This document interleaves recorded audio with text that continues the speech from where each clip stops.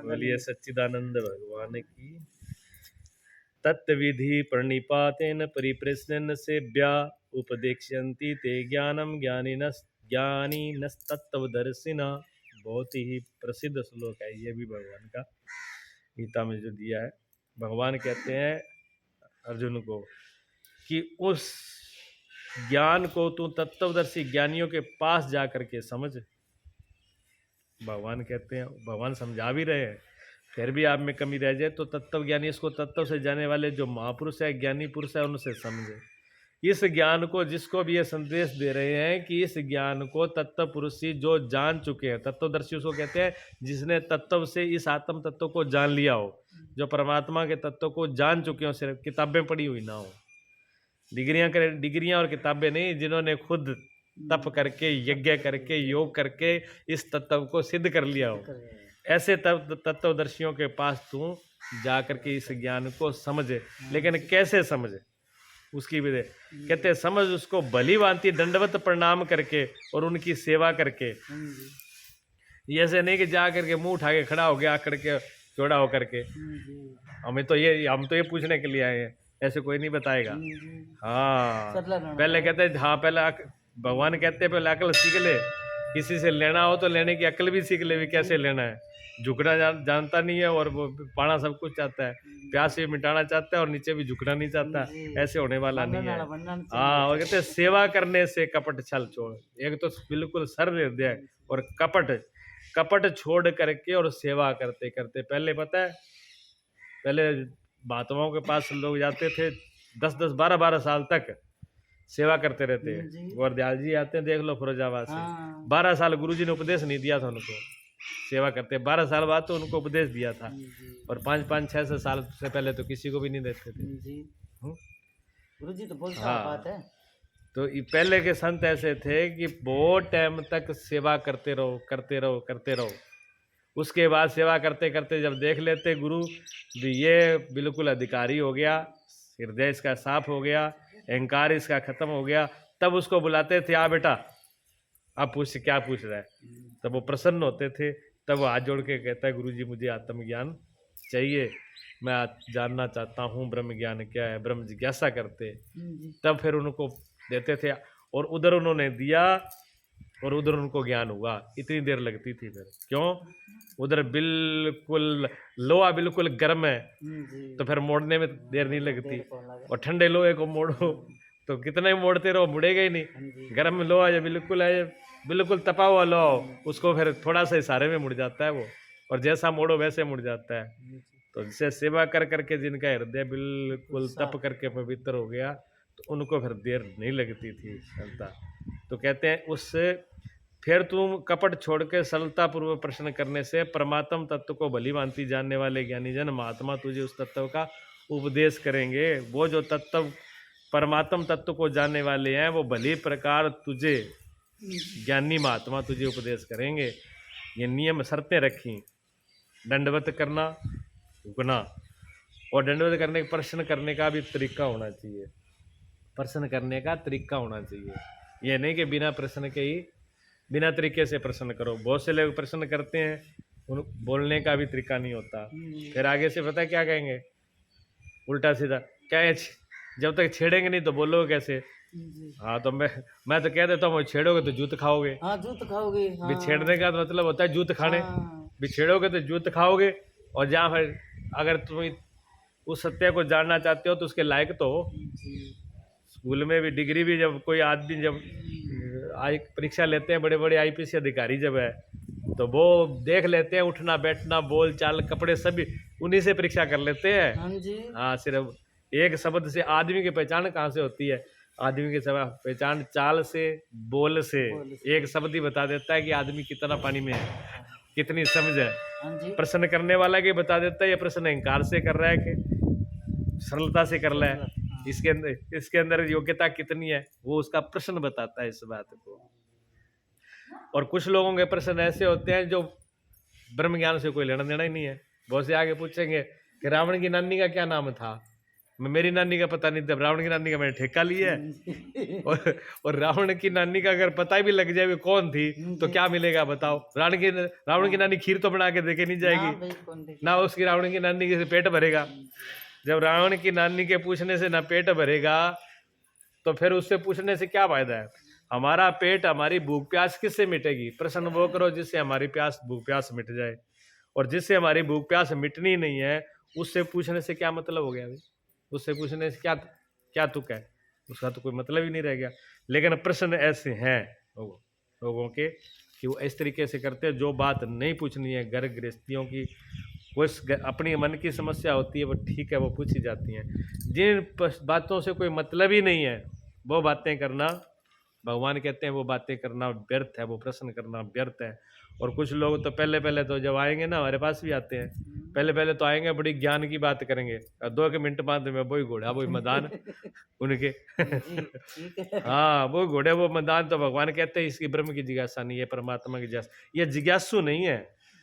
हाँ, जिसको प्यास लगी हो वो बिना पानी के दूसरी बात करेगा। जिसको गहरी प्यास लगती है उसको तो एक ही, और वो तो वो तो पानी की बात करेगा, और पानी की बात भी ज्यादा नहीं करेगा। फिर वो कहेगा मुझे पानी पिलाओ, बातें मत करो। बातें सुनाने वाले बहुत आ जाएंगे। आप में दम है तो पिलाइए मुझे, आपके पास है तो सौदा पिलाओ, मेरी प्यास मिटाओ, नहीं तो फिर जवाब दो। ये होता है जो सच्चा जिज्ञासु होता है ना, वो तो छोटे मोटे ऐसे बनावटी दुकानदारों के पास रुकता नहीं है, तुरंत आगे बढ़ जाता है। ये सौदा मेरे यहाँ से मेरे को सौदा मिलने वाला नहीं है, मैं प्यासा हूँ और ये बातें ही कर रहे हैं। उनको तो पीने जल हाथ में चाहिए, वो तो कहते हैं पिलाओ, तैयार खड़े हैं, प्यास रहती है। तो भगवान कहते हैं जिसको हीरा देना हो तो हीरा उसको जो हीरे की कीमत तो जानता हो, हीरे को समझता हो भी हीरा क्या है, वो हीरे को पत्थर ही समझता हो, क्या फायदा है? वो तो लिया करके गधे के गले में लटका देगा कि बड़ा सुंदर है, अच्छा लगे, जाके गेट के ऊपर बांध देगा कि गेट पे सुंदर लग रहा है। उसको क्या पता हीरा क्या चीज है? पहले हीरे की समझ जानता हो, हीरे की कीमत जानता हो, उसको हीरा दिया जाए। ऐसे ही नहीं, प्रश्न 2 प्रकार से होते हैं। देखो, एक तो प्रश्न होता है जो हकीकत अपने प्राणों से अपने जीवन से संबंधित होता है, भी जानना जरूरी है, उसके बगैर बात बनेगी नहीं। वो जैसे कोई कांटा चुभ जाता है ना, कहीं शरीर में कांटा चुभ जाए तो वो कांटा बार बार दर्द करता है, जिस तक वो कांटा निकले नहीं तब तक चैन नहीं पड़ता। या जीभ के दांत में कभी कोई चीज फंस जाए तो जीभ बार बार वही कहती है इसको निकाल, इसको निकाल, इसको निकाल। वो कोई काम करो वो उधर ही इशारा करती है। इसी प्रकार जिसको अंदर हृदय में पीड़ा हो जाए कि बिना परमात्मा के, बिना ज्ञान के, बिना सत्य के, बिना प्रेम के, बिना श्रद्धा के जीना ये जीवन बेकार है, उसके हृदय में चुभने लगे रात दिन, जिसकी नींद बेचैनी बढ़ जाए। तो इस सत्संग में जब से सत्संग शुरू हुई है गीता, 2-3 लोगों ने तो मेरे को कहा कि बेचैनी होने लगी है। अगर सत्संग सुना है तो 2 ही बातें होंगी, मैंने कहा जिसने सुना है, जहाँ तो बेचैनी होगी, जहाँ पर खुशी आनंद आएगा। बेचैनी हो रही है तब से 2 ही काम कर रही है, आप सही चल रहे हो रास्ते पर। अगर आनंद आ रहा है, मस्ती आ रहा है, तब भी आप समझ लो इलाज हो रहा है, दवाई से काम कर रही है। दोनों में एक होना जरूरी है। बात कोई याद रहे ना रहे उससे कोई मतलब नहीं है। जो हम बोल रहे हैं इसमें एक भी बात आपको याद नहीं है उससे कोई मतलब नहीं है। अगर ये बात आपके हृदय में जा रही है तो जहाँ तो बेचैनी होगी और जहाँ फिर आनंद होगा, दोनों में एक होगा, समझो आपकी यात्रा शुरू होगी। नहीं तो कोई यात्रा शुरू नहीं होगी। ये खोपड़ी में भर के नहीं रखनी इन बातों को, ना याद नहीं रह रही तो और अच्छी बात है, याद रख के करना क्या है। हाँ, दिमाग थोड़ी खराब करना है, सब बात तो समझना है, समझ आ जाए, और कुछ याद रहे ना रहे, बात तो समझ की है ना, समझ आ जानी चाहिए। तो प्रश्न 2 प्रकार के हैं, कि तो पूरे प्राणों वाला प्रश्न है, उसके वजह से एक प्रश्न कैसे होता है, जैसे बच्चों का। अब ये बच्चा है, ये पूछेगा मम्मा ये क्या है, ये क्या है, रास्ते से ये खंबा यहाँ क्यों है, ये 4 पहिया क्यों पड़ी है, ये लड्डू गोपाल ऐसा ही क्यों, इसको कोई मतलब नहीं है। आप उत्तर दो, चिर मत दो। और समझदार माँ होगी ना, वो ये कितना ही पूछता रहे वो गुस्सा नहीं मनाएगी, उसको पता होगा कि इसका तो काम ही पूछने का है, और वो उत्तर भी नहीं देगी। उत्तर एक आधा दे देगी, एक आधा वो भी कैसा देगी, जो पूछ रहा है वो नहीं देगी, जो उसका मन में आएगा वो देगी, बिना टेंशन के। वो जानती है कि बच्चे का स्वभाव ऐसा है, ठीक है ना। महापुरुष क्या जानते नहीं, जो उल्टी सीधे आगे प्रश्न पूछते हैं, महात्मा उनके उत्तर नहीं देते। महात्मा उत्तर उसी का देते हैं जिसको समझ ले कि हाँ इसको जरूरत है उत्तर की। बाकियों को तो टालते हैं, इधर से इधर बात कर दी, इधर से इधर करती, पूछने वाला कुछ बोल रहा है, पूछ रहा है, और बताने वाला कुछ बता रहे हैं। अर्जुन में कुछ संभावना थी, इसलिए भगवान ने, अर्जुन ने भी जिज्ञासा ब्रह्म की नहीं करी, परमात्मा की नहीं करी। पहले वो तो भाजना चाह रहा था, लेकिन धीरे धीरे उसको अर्जुन को ले आए लैंड पर। बाद में अर्जुन जिज्ञासा करने लगा, ये शांति कैसे मिलेगी, ये आत्मा क्या है, परमात्मा क्या, ये ज्ञान क्या, ये श्रद्धा क्या। बाद में लैंड पे आए हैं धीरे धीरे पूछने के लिए। भगवान बिल्कुल वहां तक ले आएंगे जब बिल्कुल, जब तक वो सिलेंडर नहीं हो जाए समर्पण, तब तक भगवान उसकी खिंचाई करेंगे। भगवान जितना भगवान ने मेहनत करी अर्जुन पर, इतना कोई हर गुरु का बस की बात नहीं है। हर गुरु की बस की बात नहीं है इतनी मेहनत करना। नहीं तो गुरु तो थोड़ी देर में कहेंगे तो अभी सिलाई करनी है, जा पहले धक्के खा के आ, फिर आना दोबारा लौट के। लेकिन भगवान की बड़ी कृपा है कि इतनी मेहनत कर रहे हैं। हाँ, माँ के जैसा हृदय जो बच्चों को दिन में 100 बार समझा दे है। और वही बच्चा माँ की एक बार भी, एक से दोबारा पूछ लोगे ना, वो बच्चे जब जवान हो जाएंगे, पढ़ लिख लेंगे, तब एक से दोबारा पूछोगे ना कि बेटा समझ नहीं लगी क्या कहा था, अब तेरा सीधा ही कहेगा तेरा दिमाग खराब है, सुनता नहीं, बोरी है। हाँ तो बोरी है, हाँ वो ऐसे ही कहेंगे बेरी हो गई, अब बोली हो गई, सुना को नहीं। हाँ, ये भाषा है बच्चों की, ठीक है ना। ये तो माँ का हृदय है जो कर लेते हैं। तो ये भगवान का हृदय जो इतना मत्था पिचाई कर रहे हैं। गुरुओं का नहीं तो क्या जरूरत है मत्था पिचाई करने की, जाओ आपके रास्ते लगो। हाँ, आतुरता तो प्रश्न 2 प्रकार का है। एक सच्चा जिज्ञासु वही है जिसके अंदर बिल्कुल चाह है कि उसके बगैर से बिल्कुल प्यास है, तो देखना चाहते हैं भगवान। महापुरुष भी देखेंगे भी इसमें चाह है, वास्तव में ये झुकना चाहता है। झुकने का मतलब क्या है, अहंकार विदा हो जाए, अहंकार मिट जाए। अहंकार को तो मिटाना नहीं चाहता, अहंकार को तो खड़ा रखना चाहता है और पाना भी चाहता है। नदी चल रही है, प्यासा है, नदी चल रही है, प्यास भी लगी है, और कहता है नदी से पानी भी नहीं पीना, क्यों, झुकना पड़ेगा, झुकना भी नहीं चाहता। तो फिर नदी तो नहीं, फिर ऊपर उठ के नहीं आएगी, नदी ऊपर नहीं आएगी, जाना खुद को ही पड़ेगा। और जब अहंकार जाता है, जब कोई आदमी झुकता है तो झुकने से क्या होता है, झुकने से विशेष बात होती है। नीचे सिर्फ मत्था नीचे टेकना, सिर नीचे कर देना कोई छोटी मोटी बात नहीं है, बड़ा विज्ञान है। आदमी का हृदय खुल जाता है, अहंकार मिट जाता है, झुकने वाले का अहंकार खत्म होता है। इसलिए किसी क्यों आश्रमों में, ज़्यादातर गुरुकुलों में होता है, गुरुकुलों में सुबह उठते ही प्रणाम कर, एक दिन में कम से कम 100 से 50 बार प्रणाम तो करता ही है जी, करता है। हाँ, नहीं तो एक बार प्रणाम कर लिया, बस सुबह कर लिया, एक बार शाम कर लिया, बात खत्म हो गई। लेकिन नहीं, ये तो अपने खुद ही किया, कम से कम 50 बार एक दिन में प्रणाम, तब ये रास्ता कहता है। शिष्य का मतलब होता है भी मैं अब सीखने के लिए तैयार हूँ, मैं झुक गया, अब मेरा पात्र खाली है, मैं भरने के लिए तैयार हूँ, आप इसमें डालिए। और जो अकड़ से है वो तो कहेगा, मुझे अकड़ बता रही है कि ये सीखने के लिए तैयार नहीं है। कार्य आदमी सीखता नहीं है। पात्रता देखो, बिना पात्रता के काम होगा नहीं, क्योंकि तो पात्र बिल्कुल उल्टे है, कि उन्होंने घड़े बूंदे कर रखे हैं ना, ऊपर से घी से चीकने कर रखे हैं कि कितना ही ऊपर से वर्षा हो वो बूंद ऊपर रुक नहीं सकती। अगर घड़ा चीकना ना हो तो शायद वर्षा से भीग जाए, ठीक रही भीग जाए, पर वो तो इतना भी नहीं कि बिल्कुल चीकना कर करके रखा है, बूंद अंदर आनी नहीं चाहिए। वो तो ज्ञान की बात अंदर जाने ही नहीं देंगे। अगर उनसे कहोगे तो वो कह ले भगवान ने गीता सुनाई थी, हम जानते हैं, गीता का पता नहीं है। हाँ, गीता सारे ही जानते हैं, ब्रह्म ज्ञान सुनाने के लिए तैयार बैठे हैं। हाँ, क्यों, वो अहंकार है ना, तो पात्रता तो उनके, और किसी के लोगों को पात्र टूटे फूटे हुए हैं। कोई पात्र लेके तो घूम रहा है, पर इधर से डालो इधर से निकल जाता है, उसके तल नीचे तला ही नहीं है, ऊपर से गया नीचे से पार, ऐसे भी है। भगवान कहते, हाँ, भगवान कहते हैं बिना पात्रता के ये ब्रह्म ज्ञान दिया नहीं जा सकता, इसके लिए पात्रता होनी बड़ी जरूरी है, झुकना बड़ा जरूरी है।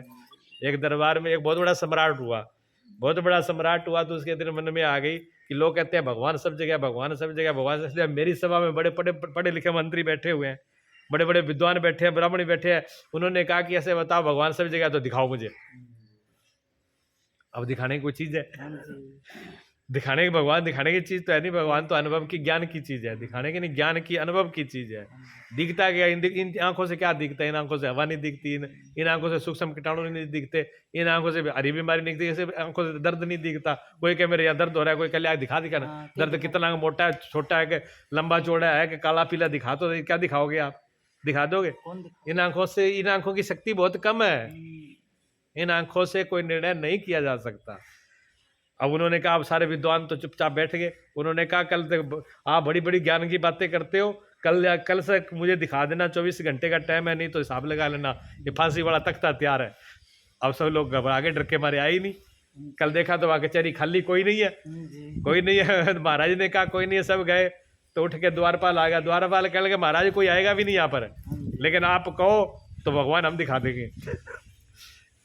उन्होंने कहा, तू द्वारपाल नौकरी करने वाला हमारा, जो यहाँ बड़े बड़े पंडित ब्राह्मण सब चले गए, उन्हें दिखा पाए, तू क्या दिखाएगा? उन्होंने कहा, महाराज बड़े बड़े नहीं दिखा पाएंगे, पर छोटा तो दिखा सकते हैं। तुम कहोगे तो हम दिखा देंगे, तुम पहले तैयार हो। तो उन्होंने कहा, चल ठीक है, तुम ही दिखाओ। तो उन्होंने कहा, ठीक है दिखाएंगे, ऐसे करो, पहले कुर्सी से नीचे आओ, पहले गद्दी से नीचे आओ।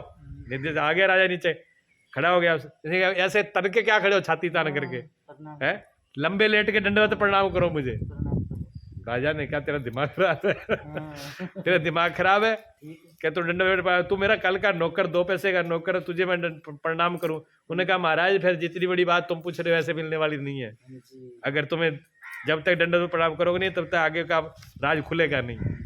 अब जब बोला तो उसने कहा, वो कोई उपाय नहीं है। राजा कभी किसी के आगे प्रणाम किया नहीं था, दंडवत कभी किया नहीं था, झुका कभी था नहीं, जाने। अब राजा जो है लंबा पड़ करके दंडवत किया तो पड़ा ही रह गया, खड़ा नहीं हुआ। नौकर ने कहा, महाराज उठो। उन्हें कहा, थोड़ा देर मुझे रख ले, जिंदगी में पहली बार मैं नीचे झुकाऊं। झुकने में कितना आनंद आज पहली बार मालूम पड़ा है।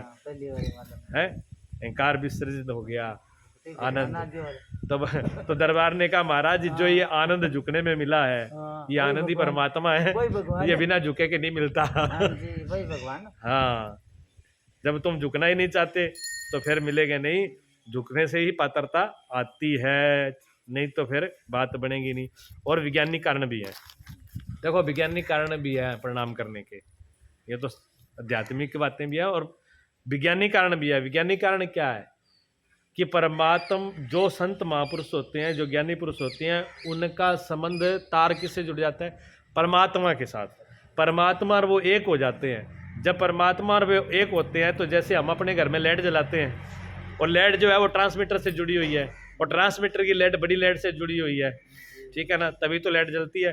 जब हम तार जोड़ेंगे तो हमारे घर में बल्ब जलेगा, हमारा पंखा भी चलेगा।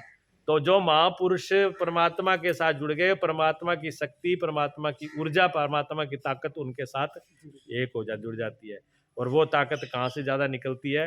कहते हैं निकलने के अंग जो गुलाई होती है, वहाँ से शक्ति बाहर नहीं जाती है। जो चीज़ गोल होती है ना, गुलाई से शक्ति बाहर नहीं जाती, नुकीली चीज़ों से शक्ति बाहर जाती है हमेशा ही। इसलिए मंदिर के गुम्बज गोल बनाए जाते हैं। अच्छा। हाँ, जो उसमें पूजा करते हैं, पाठ करते हैं, जो शक्ति उत्पन्न होती है, जो भजन करते हैं, भजन की जो ताकत उत्पन्न होती है, ऐसे वो बाहर नहीं निकलना चाहिए, वो मंदिर के अंदर रहना चाहिए। इसलिए शिवलिंग गोल है। हाँ, शिवलिंग भी गोल है, तो गोल है। अभी तक ताकत बाहर नहीं थी। आकाश भी गोल है, ये धरती भी गोल है। ये गोल है मतलब वर्तुलाकार, शक्ति अंदर ही अंदर घूमेगी। जे नुकुल्ली होंगी तो इधर निकल जाएगी, इधर निकल जाएगी, इधर निकल जाएगी। गोल होगी तो गोल में शक्ति घूमती रहेगी, बाहर नहीं जाएगी। हाँ जी, इसलिए हमारी शक्ति हमारे सिर से नहीं निकलती। सिर हमारा गोल बनाया भगवान ने कि अंदर घूमता रहे, ताकत अंदर घूमती रहे। हाथ पैर की उंगलियां जो है नुकीली है, हाथों की पैरों की उंगलियां से बाहर निकलती है और यहीं से अंदर ली जा सकती है। तो हमारा जो हाथ है, हमारे हाथ, हमारी उंगलियां कहाँ लगनी चाहिए? सदगुरु के चरणों की उंगलियों से, अंगूठे से जाकर के टच करनी चाहिए। उनसे जब लगती है तो उनकी जो ऊर्जा, जो उनकी शक्ति है, ताकत है, वो हमारे अंदर आ जाती है। हाँ, बैटरी चार्ज हो जाती है तुरंत। हाँ जी, बहुत से संत लगाने नहीं देते अंगूठा। पहले बहुत से संत कहते हैं दूर से वहीं से प्रणाम करो बैठ करके, हाथ भी मत लगाना। क्यों? वो भजन साधना ध्यान करते हैं, अभी मतलब उनके पहुंचने में, अभी वो साधन कर रहे हैं, अभी वहां तक पहुंचे नहीं है पूरी अब परम तत्व के साथ पूरा अभी हुआ नहीं है, तो वो अपनी ताकत को बिखेरना नहीं चाहते। और कुछ लोग पहुंच जाते हैं तब भी नहीं देना चाहते। शुरू शुरू में हमने 5 साल हमने भी हाथ नहीं लगाने दिया था किसी को, चाहे आदमी हो चाहे लुगाई हो, कोई भी हो स्त्री हो। 5 साल तक हमने भी किसी को पैर नहीं छूना दिए थे। 5 साल के बाद फिर गुरुजी ने बोला था, यहीं बैठे हुए थे इसी जगह पर ही, गुरुजी ने कहा कि नहीं, किसी को प्रणाम करने से नहीं रोकोगे, अगर किसी को प्रणाम करने रोकोगे दूसरे का भला नहीं होगा। तुम्हारा तुम्हारे अंदर शरीर भाव रहेगा, तुम अगर शरीर से बंधे रहोगे तो शरीर से तुम नहीं छूटोगे और दूसरे का भला नहीं होगा, दोनों पास नुकसान ही है, फायदा कुछ नहीं है। इसलिए अपना शरीर भाव छोड़ दो, अपना एम छोड़ दो, भी मेरे को कोई प्रणाम कर रहा है, ये मन का भाव ही छोड़ दो। इसलिए गुरुजी कभी किसी को नहीं रोकते थे, कोई कुछ भी कैसा करता, चाहे प्रणाम करो ना करो, गुरुजी अपने मस्ती में रहते। तो गुरुजी ने उस टाइम में फिर समझाया, आज्ञा दी कि कोई भी प्रणाम कर रहा है तो उसका उसमें उसका भला है, और तुम्हारा शरीर भाव नहीं रहना चाहिए, तुम्हारा कोई नुकसान नहीं है, तुम अपने भाव में रहो, दूसरे का फायदा होगा। तो ये वैज्ञानिक कारण भी हैं, दूसरों के भले होते हैं, ऐसे नहीं है।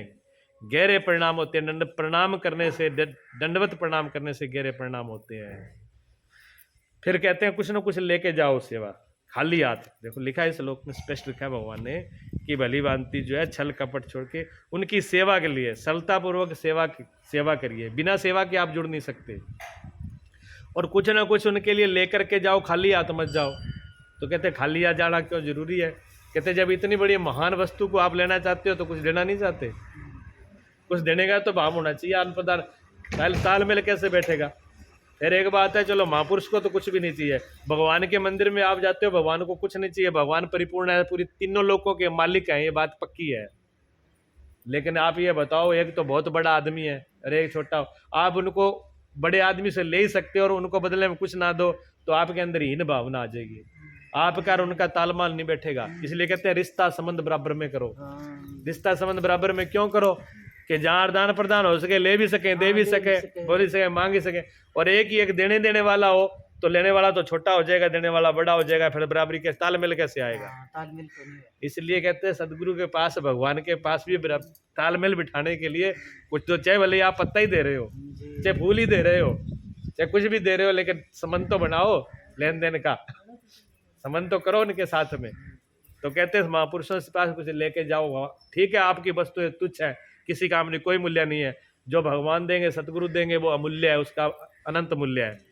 लेकिन फिर भी छोटा बच्चा आपकी टॉफी को वापस लुटा दे तो आपको भी अच्छा लगेगा। छोटा सा बच्चा आपने टॉफी दी, आपको भी वापस दे दे लो खाने के लिए, तो आपको अच्छा नहीं लगेगा? लगेगा ना। ऐसे ही होता है भगवान का, जब सब भगत जो भगवान को देता है तो भगवान के हृदय में भी प्रसन्नता होती है, मतलब संबंध जुड़ते हैं। तो सेवा, और सेवा से सरलता आएगी, बिना सेवा की बात बनेगी नहीं। सेवा करना बड़ा जरूरी है, जब तक झुके नहीं, सेवा नहीं करी तो हृदय सरल नहीं आएगा। सेवा से ही पात्रता आएगी, जब पात्रता आ जाती है तब गुरु के पास में निष्कपट निस्सरवास, कहते हैं सरलता पूर्वक फिर प्रश्न के लिए करें। परमात्म तत्व को भली भांति जानने वाले ज्ञानी महात्मा तुझे तत्व ज्ञान का उपदेश करेंगे, उसके बाद उपदेश करेंगे। और हृदय जब सरल होता है, हृदय जब पवित्र होता है, तो फिर जो गुरु कहें फिर बुरा नहीं लगेगा, चाहे फिर गुरु डांट लगाएं, चाहे फिर गुरु खड़े शब्दों में बोले, चाहे प्यार से बोले, चाहे बैठने हो कहे, चाहे खड़े हो कहे, चाहे भागने हो कहें, जो गुरु आज्ञा दे वो फिर सर्वोपरि है। क्योंकि अंदर सरलता दोस्त तो है नहीं, और अंदर अगर सरलता नहीं है तो गुरु जो कहेगा उससे पहले दो अर्थ और निकालेगा। गुरु जी ने ऐसा क्यों कहा, मैं ऐसे क्यों करूं, क्यों खड़े हो? और मैं इतने टाइम तक इतनी सेवा करता रहा, गुरुजी ने कोई पूछा ही नहीं, गुरुजी ने मेरी तरफ देखा ही नहीं, इतने रुपए चढ़ा दिए, गुरुजी ने सिर उठा के नहीं देखा, सिर पर हाथ ही नहीं रखा। अगर 100 बातें रहेंगी तो फिर गुरु से कोई संबंध नहीं है। हाँ, फिर तो गुरु जो कहें गुरु वही करेंगे जो आपके लिए जरूरी है। जब डॉक्टर के पास चले जाते हो ना, बड़े बड़े डॉक्टर, छोटे डॉक्टरों को तो आप कह देते हो ये गोली दे दे, मेरे ये दुख रहा है, वो दुख रहा है। आप बड़े डॉक्टरों के पास जाके देखना, वो कह देगा बोलने की जरूरत नहीं है, डॉक्टर तू है कि मैं, जो मैं कह रहा हूँ वो काम कर, नहीं गेट से बाहर हो। हमारे आगरा में जो सब हड्डियों का जो डॉक्टर है, आगरा में सबसे बड़ा जो डॉक्टर है, पूरी दुनिया में नाम है उसका, पूरे दुनिया में जाता है, अमेरिका यहाँ सब ऑपरेशन करता है। तो वो जब हड्डी के लिए कोई जाता है, पूछिए देखना या कृष्ण प्रधान गए हुए थे, अब उनसे पूछना, वो तो मरीज गया और अगर एक बार आगे से एक बार ही बोल गया तो सीधी लात मार के गेट से बाहर कर देता है। जब तो इतना ही ज्ञान है तो यहाँ क्या लेने आया था, कर ले तेरे घर पे जाके लाए।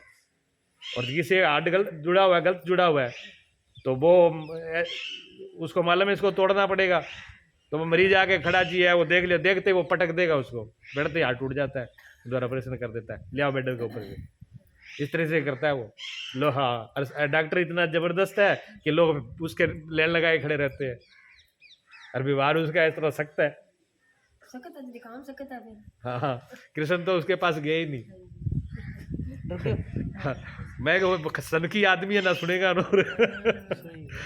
दूसरे डॉक्टर से करवाया था उससे, मैं वहीं था उस वक्त। अच्छा। हाँ जी, भगवान कहते हैं जज ज्ञात्वा न पुनर्मोहमेवं यस्यासि पांडव येन भूत्वान न्यसेषण द्रक्ष्य सत्यात्म मन्यथो मयि, जिसको जानकर फिर तू इस प्रकार मोह को नहीं प्राप्त होगा, तथा हे अर्जुन जिस ज्ञान के द्वारा तो संपूर्ण भूतों को निशेष भाव से अपने आप में और पीछे मुझ सच्चिदानंद घन परमात्मा में देखेगा, ऐसा ज्ञान। भगवान कहते हैं जिसको जान करके तू मोह को प्राप्त नहीं होगा।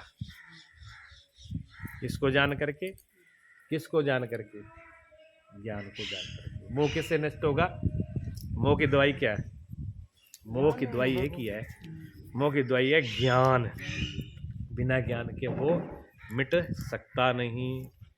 हाँ, ज्ञान की चोट से मोह भाग जाता है, या तो ज्ञान की चोट लगे। जहाँ ये कहो भी मोह जाए तो ज्ञान प्रकट हो जाता है, बात ही एक ही है, दोनों में एक ही बात है। जहाँ तो ये कहो कि दीपक जलाओ और अंधेरा गया, और जहाँ कहो अंधेरा गया तो प्रकाश रह गया है। लेकिन अंधेरे के साथ कुछ किया नहीं जा सकता। क्यों नहीं किया जा सकता? कि अंधेरे नाम की कोई चीज ही नहीं है। अंधेरा है क्या? प्रकाश का ना होना। इसलिए सारी कार्रवाई प्रकाश पर होती है, अंधकार पे कोई नहीं होती। आप लोग लड़ते हो मोह से, मोह नाम की कोई चीज है ही नहीं, लड़ना बेकार है। जो चीज हो ही नहीं उसे टक्कर मारो तो क्या मिलेगा? हाँ, रावड़ी में डाल लो बदानी, घी तो निकल जाएगा। फिर लगे रहो 24 घंटे तक, घी निकाल के ही छोड़ेंगे, घी निकलेगा नहीं। अंधकार जो है वो रावड़ी की तरह ही है, अंधेरा। कहते सारी जिंदगी अंधेरा ही डोया, अंधेरा ही डोया, किसके? बिना ज्ञान के। इसलिए कार्रवाई सारी ज्ञान से होती है। तो जब ज्ञान आए, भगवान कहते हैं जब ज्ञान आएगा तो मोह गया। ज्ञान आने के साथ सारी समस्या खत्म है। जब तक ज्ञान नहीं आ जाता तब तक अंधकार के साथ टक्कर मारनी पड़ेगी, मिलेगा कुछ नहीं। और मोह का नाश होने, ज्ञान में बाधा क्या है? ज्ञान में क्या बाधा है? ज्ञान होए तो मोह जाए।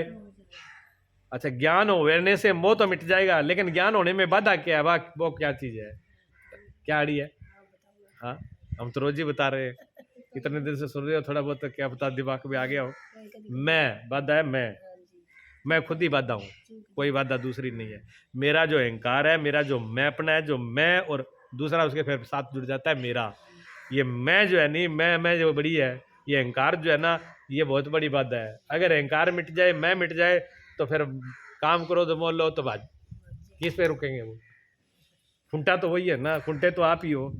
खुंटा खुद का है और गालियां दूसरे को दो, कोई फायदा नहीं है। भगवान कहते हैं मैं, जब तक ये मैं है, और मैं किस बात पे जीता है? मैं रहता ही क्यों है? जो अहंकार है वो क्यों रहता है? उसका रहने का कारण क्या है?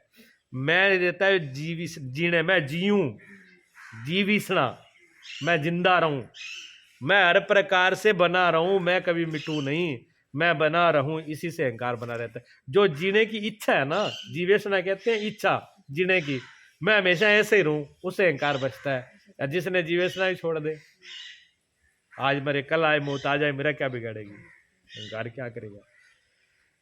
लेकिन जीने की इच्छा जीवेशना है, मैं के कारण। और मैं जब तक मैं रहेगा तब तक क्या रहेगा? मेरा।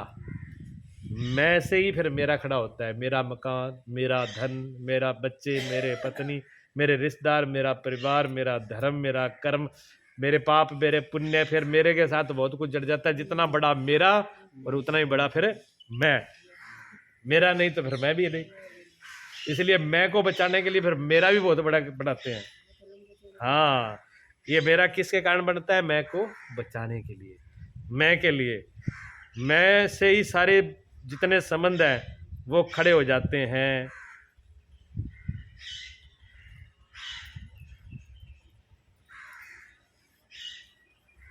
मोह मोह बचता है, मेरे को बचते हैं क्यों? मृत्यु से। मृत्यु का हम विरोध करते हैं, मृत्यु से बचना चाहते हैं। अगर मेरे मिट जाएं तो मैं भी मिटेगा, तो मैं नहीं मिटाना चाहते, इसलिए हम किससे लड़ते हैं? जो बार फैलाव करते हैं हम। अच्छा मकान, आप हम ये पूछें कि आपने मकान क्यों बनाया, तो आप कहोगे जी मकान रहने के लिए बनाया। मैं कहूँगा रहना क्यों चाहते हो? कहते जिंदा रहने के लिए। बात तो यही है ना। मैं कहूँ कि आप भोजन क्यों खाते हो, तो कहते भोजन स्वस्थ रहने, शरीर ठीक रहे इसलिए रहते हैं। शरीर को ठीक क्यों रखना चाहते हैं? जिंदा रहना चाहते हैं।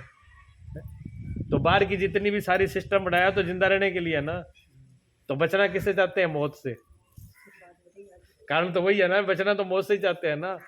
तो बाहर जितने संबंध है वो मौत की भय से बहुत दूर बनी रहे।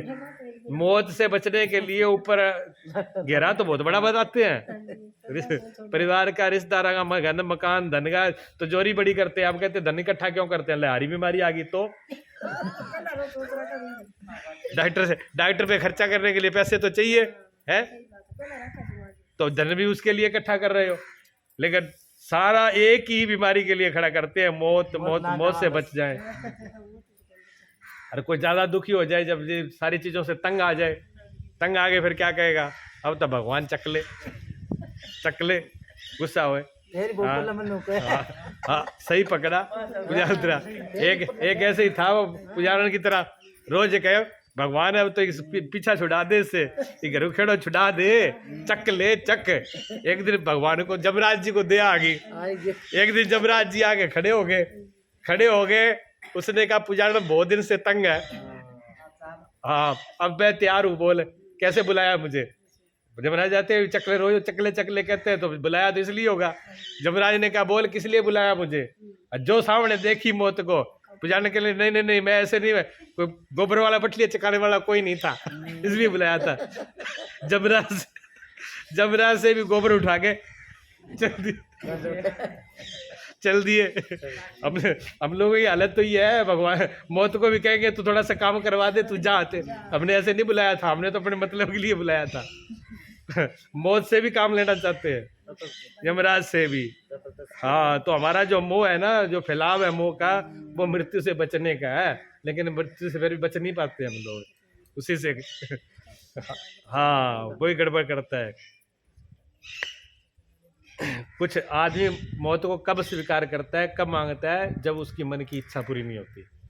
आपने मन की इच्छा पूरी, लोग फांसी क्यों लगा लेते हैं? जब उनका मन का नहीं होता, उनके मन से कोई विरोध बात होती है तभी तो। मन की इच्छा पूरी नहीं होती तो आदमी क्या कहता है, अब क्या फायदा ऐसे जीने से, मर ही ले, मरना बेहतर समझते हैं। तो मरने में वो अपना कुछ चाह रहा है ना, हाँ लेकिन वो चाह रहा है। तो आदमी जो है मरने के लिए तभी तैयार होता है जब उसे सब कुछ छीन लिया जाता है, मिल जाता है। तो कहते हैं फिर आप जी के भी क्या करते हैं? तो देखें जो भगवान को मानते हैं, देखो वो में धन के बिना जीना उनके लिए मुश्किल है जो धन के लिए जी रहे हैं। लेकिन जो परमात्मा को मानते हैं, जो परमात्मा के लिए जी रहे हैं, वो कुछ भी छोड़ सकते हैं। परमात्मा पे जीने वाले कुछ भी छोड़ सकते हैं। धन धुन तो कोई खास बात नहीं है उनके लिए। इसलिए बड़े बड़े जितने भी महापुरुष हुए हैं, उन्होंने धन को नहीं पकड़ा। स्वामी महावीर कहते हैं अपरिग्रह, कहते हैं बिल्कुल इकट्ठा मत करो। एक आपकी फालतू चीज घर में एक भी नहीं होनी चाहिए, स्वामी महावीर ने कहा ये अपरिग्रह। उन्होंने नियम बनाया, व्रत बनाया 5 व्रतों में, 5 व्रत में से एक व्रत लिखा उन्होंने अपरिग्रह। अपरिग्रह का मतलब होता है कि आपके काम के अलावा जो आपने पहन रखी है और जो आपको खा ली, उसके अलावा एक भी चीज आपके घर पे होनी नहीं चाहिए, बांट दो उसको। हाँ जी, ऐसे ही कबीर साहब देख लो, पूरे दिन तो बुनते रहते, दक्षिणा भी चढ़ती है और कपड़ा बुनते, उसका भी पैसा आता। लेकिन शाम को बेटे को बोला कि शाम तक कुछ बचना नहीं चाहिए, जो है सब बांट करके फिर बस। और इतना ही नहीं, जो शेख फरीद थे वो तो हंडी तक फोड़ देते थे। शेख फरीद तो हंडी तक फोड़ देते थे कि जिस हंडी में दाल बनाई है उसको विदा कर दो, कोई बचना नहीं चाहिए। और मांगना भी किसी से है नहीं, मांगना भी है नहीं, जो मिल जाए वही खाना है। तो एक बार क्या हुआ, किसे भंडारा में बहुत कुछ लगते रहते थे टाइम, भंडारे में बहुत कुछ होता रहता था। तो क्या बड़े बड़े लोग सब सामान की व्यवस्था कर दी भी, गुरुजी मांगते तो है नहीं, कोई भंडारे में कमी आनी नहीं चाहिए, भंडारा डेली चल रहा है। लेकिन सबसे कम कीमत की और सबसे सस्ती चीज थी नमक। नमक कोई लेके ही नहीं आया। 7 दिन बीत गए, नमक डला ही नहीं, क्योंकि गुरुजी का आदेश था भी किसी मांगना है नहीं, जो आए वही बनाना है और उसी को भोग लगा के खाना है। वही गुरुजी खाते, वो भोग लगता है, वही चलता रहा 7 दिन। अब सब कुछ बने, घी भी बहुत है, मिर्चे बहुत है, सब कुछ है, लेकिन नमक ना डले। अब 7 दिन हो गए। 7 दिन करते करते जो रसोईया था गुरुजी का, जो भोग बना रहा था, उसने कहा भगवान को रोज भोग लेते हैं, बिना नमक के क्या करें, और सबसे सस्ती चीज़ है 1 टके की आती है। अब गुरुजी कौन सी देख रहे हैं, चलो 1 टके का नमक मंगा के डाल दे। 1 टके का नमक ले आके डाल दिया, उसमें डाल दिया। जैसे ही भोग लगाया, गुरुजी पास में गए, गुरुजी ने जैसे वैसे मुंह में और लेकर के आए, हाथ यहीं रुक गया। उन्होंने कहा मेरे नियम को किसने तोड़ा आज, मेरे नियम को किसने तोड़ा आज, कौन मांग के लेके आया है।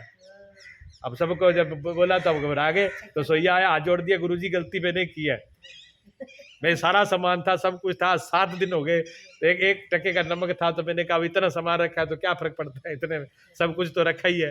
तो उन्होंने कहा बात उसकी नहीं, मेरे नियम की, आपने मेरे नियम को तोड़ा है, जा तुझे आज 7 दिन तक तू भोजन नहीं करेगा, तुझे दंड दिया जाएगा। हाँ, 7 दिन तक भोजन नहीं करोगे।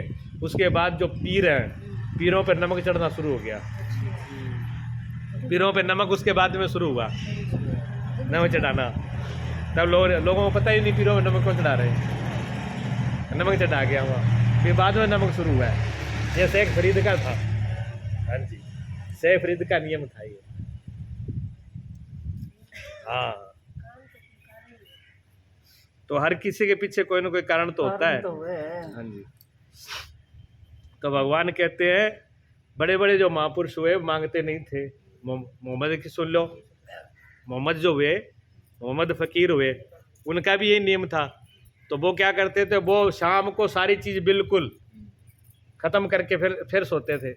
एक दिन क्या हो गया, लास्ट बूढ़े हो गए थे, शरीर उनका बूढ़ा हो गया था, तो थोड़े से शरीर उनका अस्वस्थ हो गया, बीमार हो गए। तो उनकी पत्नी ने कहा बीमार हैं और पता नहीं कब क्या जरूरत पड़ जाए, आधी रात को, जैसे देवियों की आदत होती है, छुपा के रख लो, 5 रुपये छुपा के रख लिए, 5 रुपये छुपा के रख लिए। मोहम्मद को रात को नींद नहीं आई। अब मोहम्मद पूरी रात होगी, पासा बदले इधर से इधर से, रात को 1 बज गए। 1 बजे मोहम्मद जी खड़े हो गए। पत्नी ने कहा सुनो कि तू ये बताओ सच सच तुमने कुछ बचाया तो नहीं। उन्होंने कहा आपको कैसे पता, हाँ झूठे, अच्छा पहले इतनी ईमानदारी थी कि झूठ नहीं, आजकल पत्नियां तो पैर पे झूठ बोल जाए, देख ले सामने तो झूठ बोल जाए, पहले इतनी ईमानदारी भी थी। फकीर भी ईमान थे, फकीर की पत्नियां भी ईमानदार थी, वो भी कम नहीं थी। हाँ, तो उन्होंने कहा जी ये तो हमने 5 रुपये बचा के रखे, और इसलिए बचा के रखे भी आधी रात को आपको जरूरत पड़ेगी तो आधी रात के किसके पास जाएंगे, दवाई पानी को कहाँ से मांगेंगे, तो मैंने इसलिए बचा के रख लिया। उसने कहा पावली, जिसने पूरी जिंदगी में हमारी रक्षा करी, हमारी पूरी जिंदगी में हमें आँच नहीं आने दिया, कभी भूखा नहीं रहने दिया, कभी भूख से मरने नहीं दिया, सब जगह सुरक्षित रह के, आज आकर के वो हमको धोखा देगा, आज हमको, तो इसका मतलब हमारी पूरी जिंदगी की तपस्या को तुमने दाग लगा दिया, मेरे पूरी जिंदगी का विश्वास तूने खत्म कर दिया है। ये 5 रुपए मेरी रक्षा करेंगे, मेरा रक्षा मेरे मालिक करेगा, जा इसको अभी दे कर क्या। उसने कहा रात के 2 बज रहे हैं, रात को 2 बजे किसको दे के आऊं, कि जा तो कोई मिल जाएगा। गेट से बाहर निकले तो भिखारी खड़ा था, कुछ दे दो। भिखारी को 5 रुपया दिए, वापस आई, क्या दे आई, कहाँ बाहर भिखारी के देखो उसको जरूरत होगी, चलो उसको दे दिए। और मोहम्मद ने ओढ़ी चादर, ओढ़ के उसी दिन बस सो गए, शरीर छोड़ गए, उठे ही नहीं, फिर चले गए साथ में। ऐसे महापुरुष हुए हैं जिन्होंने त्यागी, उनका मोह छूटता है, वो भगवान पे जो भरोसा करते हैं, जिनका भगवान पे भरोसा है, भगवान से लगाव है, उनका मोह छूटता है। धन और परिवार के रखने वालों का मोह नहीं छूटता। भरोसा तो धन और परिवार में है। हरियाणा लिखा जू, हाँ मैंने कन्या भरोसा भगवान का, डब्बा में टूम धरी से बस धरी रह जाएगी। धरी रखना उसको, संभालेगा तो परमात्मा ही। हाँ, तो जहाँ मोह है वहाँ भय है, भय है मृत्यु से, तो मोह के कारण भय है। निर्भयता कहाँ आती है? मोह गया निर्भयता। जब मोह नहीं रहा तो फिर भय किस बात का, डर किस बात का? भय मोह से होता है, मर न जाए, मिट नहीं जाए, ले ना जाए, धन ले ना जाए। क्यों? धन से मोह है, तब भय है धन ले जाने का। कोई मार नहीं दे, इस इसे शरीर से भय, मोह है तभी तो मारने का भय है, नहीं तो क्या भय है? और मोह पैदा होता है जी अज्ञान से। मोह की जड़ क्या है? मोह की जड़ है अज्ञान। अज्ञान से मोह पैदा होता है और ज्ञान से मोह भाग जाता है, मोह फैलता है। ज्ञान आया और मोह गया। हाँ, और जब अज्ञान नहीं रहता, अज्ञान रहता है, तो मोह बड़ा फैलाव करता है, सारे मेरे ही मेरे कर लूँ, जहाँ तारा चाहता है सब पे कब्जा कर लूँ। कितना ही धन, कितनी जमीन, तो पूरी चांद तारे तक बस पुगे ना, तो चांद और तारों को भी अपने घर पे रख ले। वो थाना बेरो है नहीं फिर आग पर।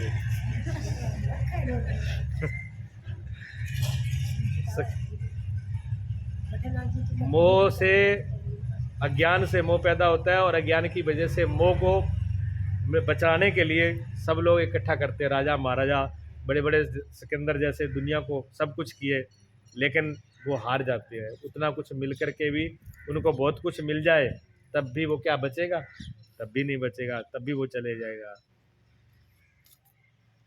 जब ये समझ में आ जाए, ये बात समझ में आ जाए क्या, कि इनका इकट्ठा करने से कुछ होने वाला नहीं है, ये मोह हमारे काम आएगा नहीं, ये बात समझ आए, क्या बचेगा? जिस मैं को, जिस अहंकार को मैंने बचा के रखा है, ये मैं है ही नहीं, ये झूठा है। ये माना हुआ मैं झूठा है। क्यों? जैसे सागर देखा आपने? सागर ने तो छोटी झील देखी होगी, उसके ऊपर जो लहर उठती है, हम कहते हैं सागर में लहरें उठ रही हैं, सागर में लहरें उठ रही हैं। जब ऐसा बोलते हैं तो क्या भ्रम होता है? जैसे सागर अलग है और लहरें अलग है, ऐसा होता है ना? क्या सागर के अलावा कोई लहरें है? वो पानी तो ऊपर नीचे हो रहा है, वो जली तो ऊपर नीचे हो रहा है, उसी का नाम तो लहर है तो वो पूरा जली। और जली क्या ऊपर नीचे कहाँ हो रहा है? ऊपर ही ऊपर हो रहा है, नीचे तो बिल्कुल शांत है। समुद्र नीचे बिल्कुल शांत होता है, वो लहरें बहुत ऊपर ऊपर होती हैं। हाँ, इसी प्रकार हमारा ये मैं है ना, ये बहुत ऊपर ऊपर है, अंदर तो वो एक सागर ही है। उस सागर के साथ जब एक हो जाएंगे, सारी लहरें जब शांत हो जाए तो सागर एक हो जाता है। एक हो जाता है तो फिर ना कोई भय, ना कोई मोह है, ना फिर अज्ञान है। अज्ञान चला गया, फिर क्या हो गया? ज्ञान। और ज्ञान जब प्रकट होता है तो सारे अंधेरे दूर हो जाते हैं, फिर मोह फिर रहता नहीं है। जिसको हम कहते हैं मोह, प्रेम, वो प्रेम नहीं है। संसार में जिसको प्रेम मानते हैं ना, वो प्रेम नहीं है, वो तो मोह ही है। हम मोह करना जानते हैं, मोह में रहे हैं और मोह को प्रेम मान लेते हैं। प्रेम बिल्कुल अलग है। प्रेम वही कर सकता है जिसने अपने मैं को ख़त्म कर दिया हो, जिसका अहंकार नहीं हो। और जो मोह में आ करके प्रेम का नाम ले करके और किसी का शोषण करे, किसी के ऊपर रोब जमाए, वो प्रेम नहीं होता, वो धोखा है। मोह एक जगह, प्रेम है जब प्रकट होता है, जितना मैं मिट जाए उतना ही प्रेम प्रकट हो जाता है। अहंकारी आदमी इसलिए प्रेम नहीं कर पाता। जितना बड़ा अहंकारी होगा उतना आदमी प्रेम नहीं कर पाएगा। प्रेम करना तो सोचो दूर की बात है, प्रेम से बोल नहीं पाएगा, प्रेम से व्यवहार भी नहीं कर पाएगा, प्रेम के शब्द भी नहीं आएंगे उसके अंदर से। जो अहंकार है ना, वो बोलेगा तो भी ऐसे बोलेगा जैसे आग डाल रहा हो। अहंकार की बदबू आती है शब्दों से भी। तो प्रेमी आदमी का मोह खत्म हो जाता है। प्रेम तब प्रकट होता है जब खुद का मिट जाए, भेद मिट जाते हैं। जब तक भेद है तब तक मोह है, जब अभेद हो जाता है तो मोह खत्म हो जाता है। फिर वो जो करवाए फिर तो उसकी मस्ती में करता है, कोई बुरा नहीं, कोई अच्छा कहे बुरा कहे कुछ कहे। मैं मिट गया फिर बात छोड़ो। मीरा नाची तो मीरा के सुर ताल से थोड़ी नाचती थी, मीरा तो अपनी जैसी मस्ती है वैसी नाचती। एक फकीर ऐसे नाच रहा था, नाचते हुए जा रहा था, लोगों ने कहा बाबा नाचते तो तुम बहुत हो, लेकिन तुम्हारा कोई सुर ताल तो है नहीं, उल्टे सीधे नाचते हो। उन्होंने कहा उल्टे सीधे मैं कहाँ नाचता हूँ, जैसे वो नचाता है वैसे नाचता हूँ, उसकी मर्जी है वैसे नचाता है वो। चाहे उल्टा ने चाहे से सीधा ने चाहे, वो तो अगले की मर्जी है, उसमें मेरा क्या लेना देना है। भगत ऐसा होता है सुरताल नहीं देखता, भगत तो अपनी मस्ती से नाचता है। वो ये नहीं सोचता भी ऐसे ठुमका लगना चाहिए, ऐसी कमर होनी चाहिए, ऐसे पैर उठना चाहिए, वो अपना रखो, वो तो अपनी मस्ती से चलता है। हाँ, तो जब मैं खत्म हो जाता है तो उसकी मस्ती अलग रहती है। हम लोग शरीर से बंधे हुए हैं। शरीर से क्यों बंधे हुए हैं? शरीर से बंधे हैं तो शरीर से बंधे क्यों हैं हम लोग? क्योंकि शरीर से हमारा मोह नहीं, सम्मोहन हो गया। एक तो मोह होता है, एक सम्मोहन होता है। मोह और सम्मोहन में क्या फर्क होता है? पहले तो मोह हुआ, फिर सम्मोहन हो जाता है। सम्मोहन का ये होता है कि फिर अब ना चाहे तो ही वो काम करने लगते हैं।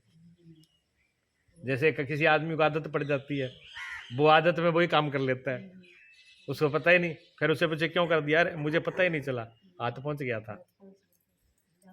हाँ, तो शरीर हमारा किस में रहा? मोह में। शरीर हमारा किस में रहा? संसार में। शरीर में हमारा किस में रहा? भोगों में।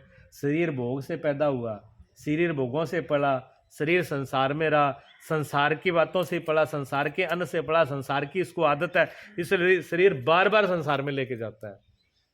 शरीर कभी ये नहीं चाहता कि तुम परमात्मा की तरफ जाओ। और हम शरीर पर बहुत भरोसा करते हैं और मन पे भी बहुत भरोसा करते हैं। और मन ही कहाँ से बना? जैसा खाओ अन्न वैसा हो या मन, तो मन क्या फिर अलग चीज थोड़ी है ना। जैसा शरीर है वैसे ही मन बना। अब मन जब सोचेगा, जब बात करेगा तो किसी करेगा? संसार की, परिवार की, धन की, ईर्षा की, राग की, जलन की, झूठ, बेईमानी, निंदा। मन जब बात करेगा तो इनकी करेगा। भगवान की बातें नहीं आती इसमें, क्योंकि इसको ये उधर गया ही नहीं ना, बना ही नहीं। हाँ, ये उधर गया ही नहीं, बना ही नहीं उससे। इसकी जो धातु बनी है ना, वो बनी पुट्ठी धातु से है, कोई सीधी से नहीं। हाँ, अपि चेदसि पापेभ्यः सर्वेभ्यः पापकृत्तमा सर्वं ज्ञानप्लेनैव वृजिनं संतरिष्यसि।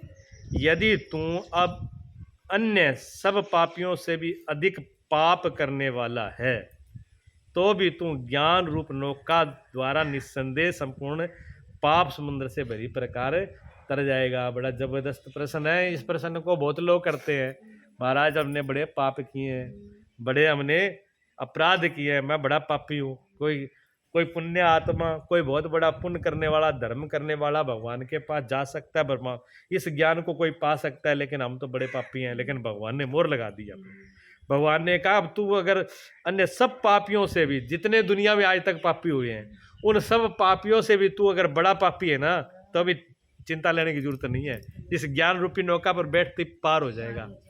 अच्छा, इसका मतलब ये नहीं कह रहे भगवान भैया अब ज्ञान तो सीख ही लिया, जो आए मर्जी आए वो करो, पाप में क्या डरा, जो मर्जी वो पाप करो। ज्ञानी पाप करेगा ही नहीं।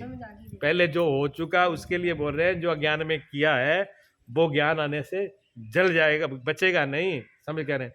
भगवान कहते हैं अर्जुन को, तू ये मत सोच कि मैं इतने मार दूंगा मेरे को पाप लग जाएगा, मैं किसी की हत्या कर दूंगा मुझे पाप लग जाएगा। भगवान कहते हैं बात छोड़ दे, पाप तेरे को लगेगा नहीं, क्योंकि ये ज्ञान रूपी नौका जो है ना, ये ज्ञान रूपी हवाई जहाज ऐसा है जो सबसे पार कर देगा।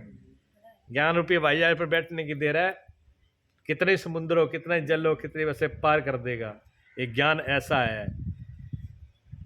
तो बड़े से बड़ा पाप क्यों ना हो, ज्ञान से जल जाता है। कैसे जल जाता? अब मन में प्रश्न तो उठेगा ही भी, पाप इतना अनंत, पाप इतना बड़ा, अरे ज्ञान की एक छोटी सी बूंद भी उसको खत्म कर देगी, धो देगी। बड़े बड़े दाग, जन्म जन्मांतरों के दाग, एक दिन ये जन्म के नहीं, पता नहीं कितने कितने जन्मों में कितने कितने दाग लग गए हमारी मन के ऊपर, बुद्धि पर, कितने विकृत हो चुके हैं हम, कितने हमारे अंदर, वो एक बूंद ज्ञान से वो सब धुल जाएंगे, मिट जाएंगे।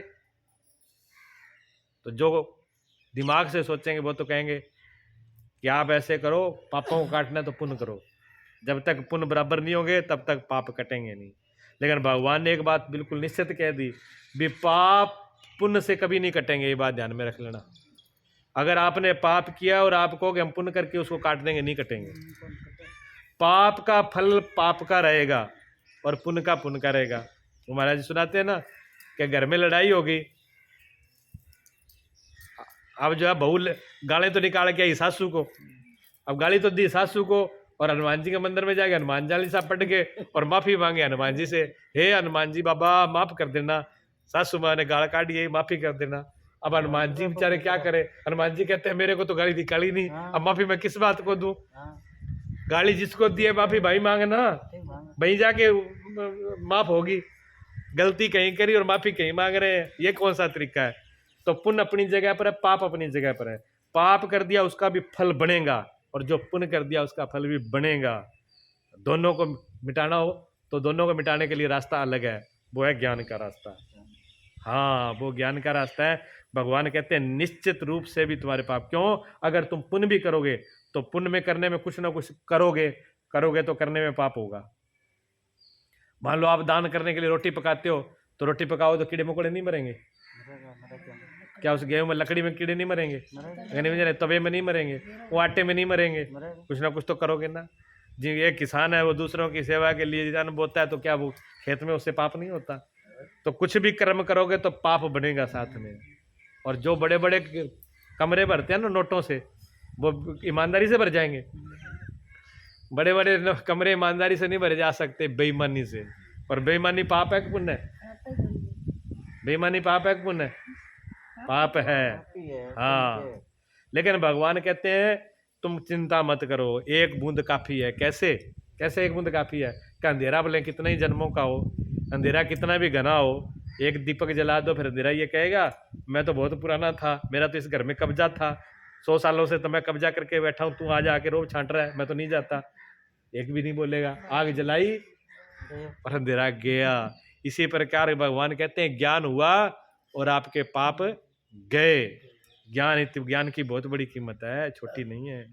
ज्ञान इतना नहीं है, इसलिए ज्ञान सबसे कीमती भी है, सबसे पवित्र भी है। ज्ञान से बड़ा कुछ है नहीं। तो और ज्ञान को पाना भी उतना ही कठिन है। क्यों कठिन है? कि हम पाना भी तो अब मैं अहंकार से चाहते हैं ना। हाँ और ज्ञान तब प्रकट हो जब मैं मिट जाए। ये बुद्धि वाला ज्ञान नहीं, सीखा हुआ ज्ञान का नहीं करेगा। अंदर का आत्म ज्ञान है वो तभी आता है जब मैं मिट जाता है, आत्मा जागृत हो जाती है।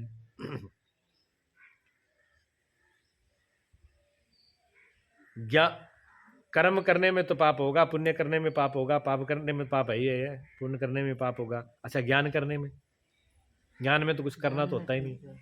ज्ञान तो अंदर से अनुभव होता है। अब आँख खोल के देखना ही हो, करना कुछ नहीं, सिर्फ देखना ही हो। अब देखने में क्या पाप है? कोई पाप नहीं है। ज्ञान कृत्य नहीं है, ज्ञान अनुभव है। जैसे रात को सपना आ जाए और सपना पूरी रात में भयंकर उथल धड़ा हो रहे हैं और किसी ने ला दिया थोड़ा सा, गया सपना तो। एक आदमी जो है, हाँ एक आदमी जो है वो बड़बड़ा रहा था, उन्हें कहा ले आओ ले आओ, तो पढ़ाई ले तू 90 दे। तब तो उसकी पत्नी ने क्या बड़बड़ा रहा है, इधर आ। वो बुलाया, क्या कह रहे हो? अब वो एकदम जगह, उसने कहा तेरा सत्यानाश। तो पैसे दे रहा था और तूने बीच में आके जगा दिया, वो सब गए। क्योंकि वो पैसे दे रहा था, वो कहता है कि मैं 100 रुपए लूंगा, वो क्या 90 दूंगा। उन्हें कहा चल 90 दे। तब तक पत्नी ने जगा दिया, वो 90 चले गए। तो सपना ऐसे, ये सपने में कितने कुछ मिले, हिलाया और गया। ज्ञान ऐसे ही है, जो कितने कुछ हो, चाहे पाप हो पुण्य हो, ज्ञान आने के बाद में गया। ना तो पाप पूंजी रुपए वाली बचेगी और ना पाप वाला कचरा बचेगा। ना कचरा बचता ना रुपए, नोट और कचरा दोनों बराबर ही है। ज्ञान ऐसी चीज है, ज्ञान में बड़ी दम है। हाँ ज्ञान में बहुत दम है जी। भगवान ज्ञान के लिए ही बोल रहे हैं। और क्या कहते हैं भगवान, ना ही ज्ञानेन सदृशम पवित्र मिह विद्यते तत्स्वयं योग संसिद्धा कालेनात्मनि विदन्ति। इस संसार में ज्ञान के समान पवित्र करने वाला निस्संदेह कुछ नहीं है। भगवान कहते हैं संसार में ज्ञान के समान पवित्र करने वाला निस्संदेह बिल्कुल भी मन में संदेह शंका मत कर। भगवान कहते हैं ज्ञान से ज्यादा पवित्र करने वाला इस दुनिया में कोई नहीं है। सबसे पवित्र करने वाला, ज्ञान के समान कोई पवित्र नहीं है। वो अनूप जोटा सुनाया करता है ना, वो है पृथ्वी से भारी और गंगा से भी पवित्र कौन है, बोलता है ना कोई। वो कहते हैं कौन है काजल से कारा, कलंक से, काजल से कारा कलंक है, पाप पृथ्वी से भारी और ज्ञान गंगा से पवित्र। सुनते हो, ये ज्ञान सिंधे, ये भगवान की बातें बोलते हैं वो। ये ज्ञान भगवान का है, उनका नहीं है। भगवान कहते हैं जहाँ ये को जिनमें ये ज्ञान प्रकट हो गया वो भगवान ही है। भगवान कहते हैं ज्ञान से ज्यादा समान पवित्र करने वाला कोई है नहीं। उस ज्ञान को कितने ही काल से कर्म योग द्वारा शुद्ध अंतःकरण हुआ मनुष्य अपने आप में ही, आत्मा में ही पा लेता है, जिसका हृदय। और ज्ञान ये नहीं है कि तुम अमेरिका जाओगे, कलकत्ता जाओगे, हरिद्वार जाओगे, वृंदावन जाओगे, काशी जाओगे तब मिलेगा, मैका में मिलेगा, पीर में मिलेगा, कि ससुराल में, कोई मतलब नहीं है। ये ज्ञान कहाँ मिलेगा? मंदिर में, गुरुद्वारे, मस्जिद में नहीं। ये ज्ञान कहाँ मिलेगा? शुद्ध अंतःकरण में, आत्मा में ही प्रकट होगा। बाहर प्रकट होने वाला नहीं। बाहर जितने भागोगे उतने उलझ जाओगे। भगवान कहते हैं ये ज्ञान आपको मिलने वाला है कहाँ? अपने अंतःकरण में, अपने हृदय में, अपनी गुफा में, वही अपने घर पे ही, अपने हृदय रूपी घर के अंदर, अपनी आत्मा के अंदर। इसलिए बाहर मत टटोलना, बाहर भाजते फिरो। एक बूढ़ी थी, वो बाहर अंधेरे में हाथ मार रही थी, ऐसे बाहर ऐसे हाथ मार रही थी। शाम का टाइम था, अंधेरा हो रहा था, लाइट जली हुई थी खंबे की, रेता बहुत था। कॉलेज के पढ़े लिखे लड़के आए, जैसे ये बैठे हैं, जहाँ शानी शानी छोरियाँ आई, शानी शानी छोरियाँ आई। वापड़ी कहने लगी, बूढ़ी हाथ मारा है, बूढ़ी को कि गम गयो ढूंढा दो। पूछा अम्मा, ए मैया तेरा क्या गुम हो गया? तो मैया कहती मेरी सुई गुम हो गई। सुई गुम हो गई, चलो सब लोग लग जाओ, ढूंढते हैं। तो एक गुड़िया ने कहा कि बात तो ठीक है, सुई गुम गई अम्मा की, सुई तो मैया की ढूंढ दें, पर सड़क बहुत लंबी चौड़ी है, रेता भी बहुत ज़्यादा है, पर थोड़ा सा अंदाजा तो भी सुई यहाँ गिरी है, वहीं ढूंढे, पूरे रास्ते में कहाँ ढूंढे। तो कहा मैया ये बताओ, सुई तो हम आपकी खोज देंगे, पर तुम ये तो बताओ कि गिरी कहाँ, किस जगह पे थी। मैया कहने लगी सुई तो मेरी गिरी थी घर के अंदर कमरे में। सब बच्चे रोज जोर से हंसे, सिर पे हाथ मारा, मैया तेरी बुद्धि खराब, और तेरे पीछे हमारी भी बुद्धि खराब है। आप तो पागल है, हमको भी पागल बना दिया है। सुई गिरी घर के अंदर, यहाँ ढूंढ रही है। तो बुढ़िया भी खूब जोर से बाद में खड़ी होकर के हंसी। तो बच्चों ने कहा मैया कैसे हंसी? क्या मैं हंसी तो इसीलिए हूँ कि तुम तो बुद्धू पहले से ही हो, तुम्हें क्या बुद्धू बनाऊं? तुम्हें तो चीज खोई है, तुम्हारे घर में ढूंढ रहे हो तुम संसार में। ज्ञान तुम्हारे अंदर है, जाते हो तो स्कूलों में ढूंढने के लिए, कॉलेजों में ढूंढने के लिए। ज्ञान शांति तुम्हारे अंदर है, ढूंढ तुम संसार में रहे हो। आनंद तुम्हारे अंदर है, ढूंढ तुम भोगों में रहे हो। तो तुम पागल तो ही, वही तो मैं कह रही हूँ कि अंदर ही है। बुढ़िया कम ज्ञानी को नहीं है, बुढ़िया ज्ञानी बहुत हो है। हाँ, वो थी राबिया, संत राबिया थी वो बूढ़ी अम्मा। जो बुढ़िया थी वो बुढ़िया नहीं थी, वो संत राबिया थी, एक साथ बहुत अच्छी संत हुई है। उन्होंने उनको ज्ञान दिया कि जिसको ढूंढ रहे हो आपको अंदर ही ढूंढ रहा है। तो भगवान कहते हैं ज्ञान को कितने ही काल से कर्म योग के द्वारा, भागना नहीं है, कर्म छोड़ना नहीं है, कर्म करते हुए ही शुद्ध अंतःकरण हुआ मनुष्य अपने आप में, अपनी आत्मा में ही इसको पाता है। तो ये बात निश्चित कर लो। ये 12 कौन मिला है? कि उठा के फिर चल दो, फिर भाग पड़ो कि अब तो हम तो बाहर जाके खोजेंगे। हाँ, भगवान कहते हैं ज्ञान से श्रेष्ठ पवित्र कोई नहीं है। बिल्कुल निश्चित बात है। क्यों? ज्ञान मुक्ति देता है। ज्ञान से मुक्ति आती है।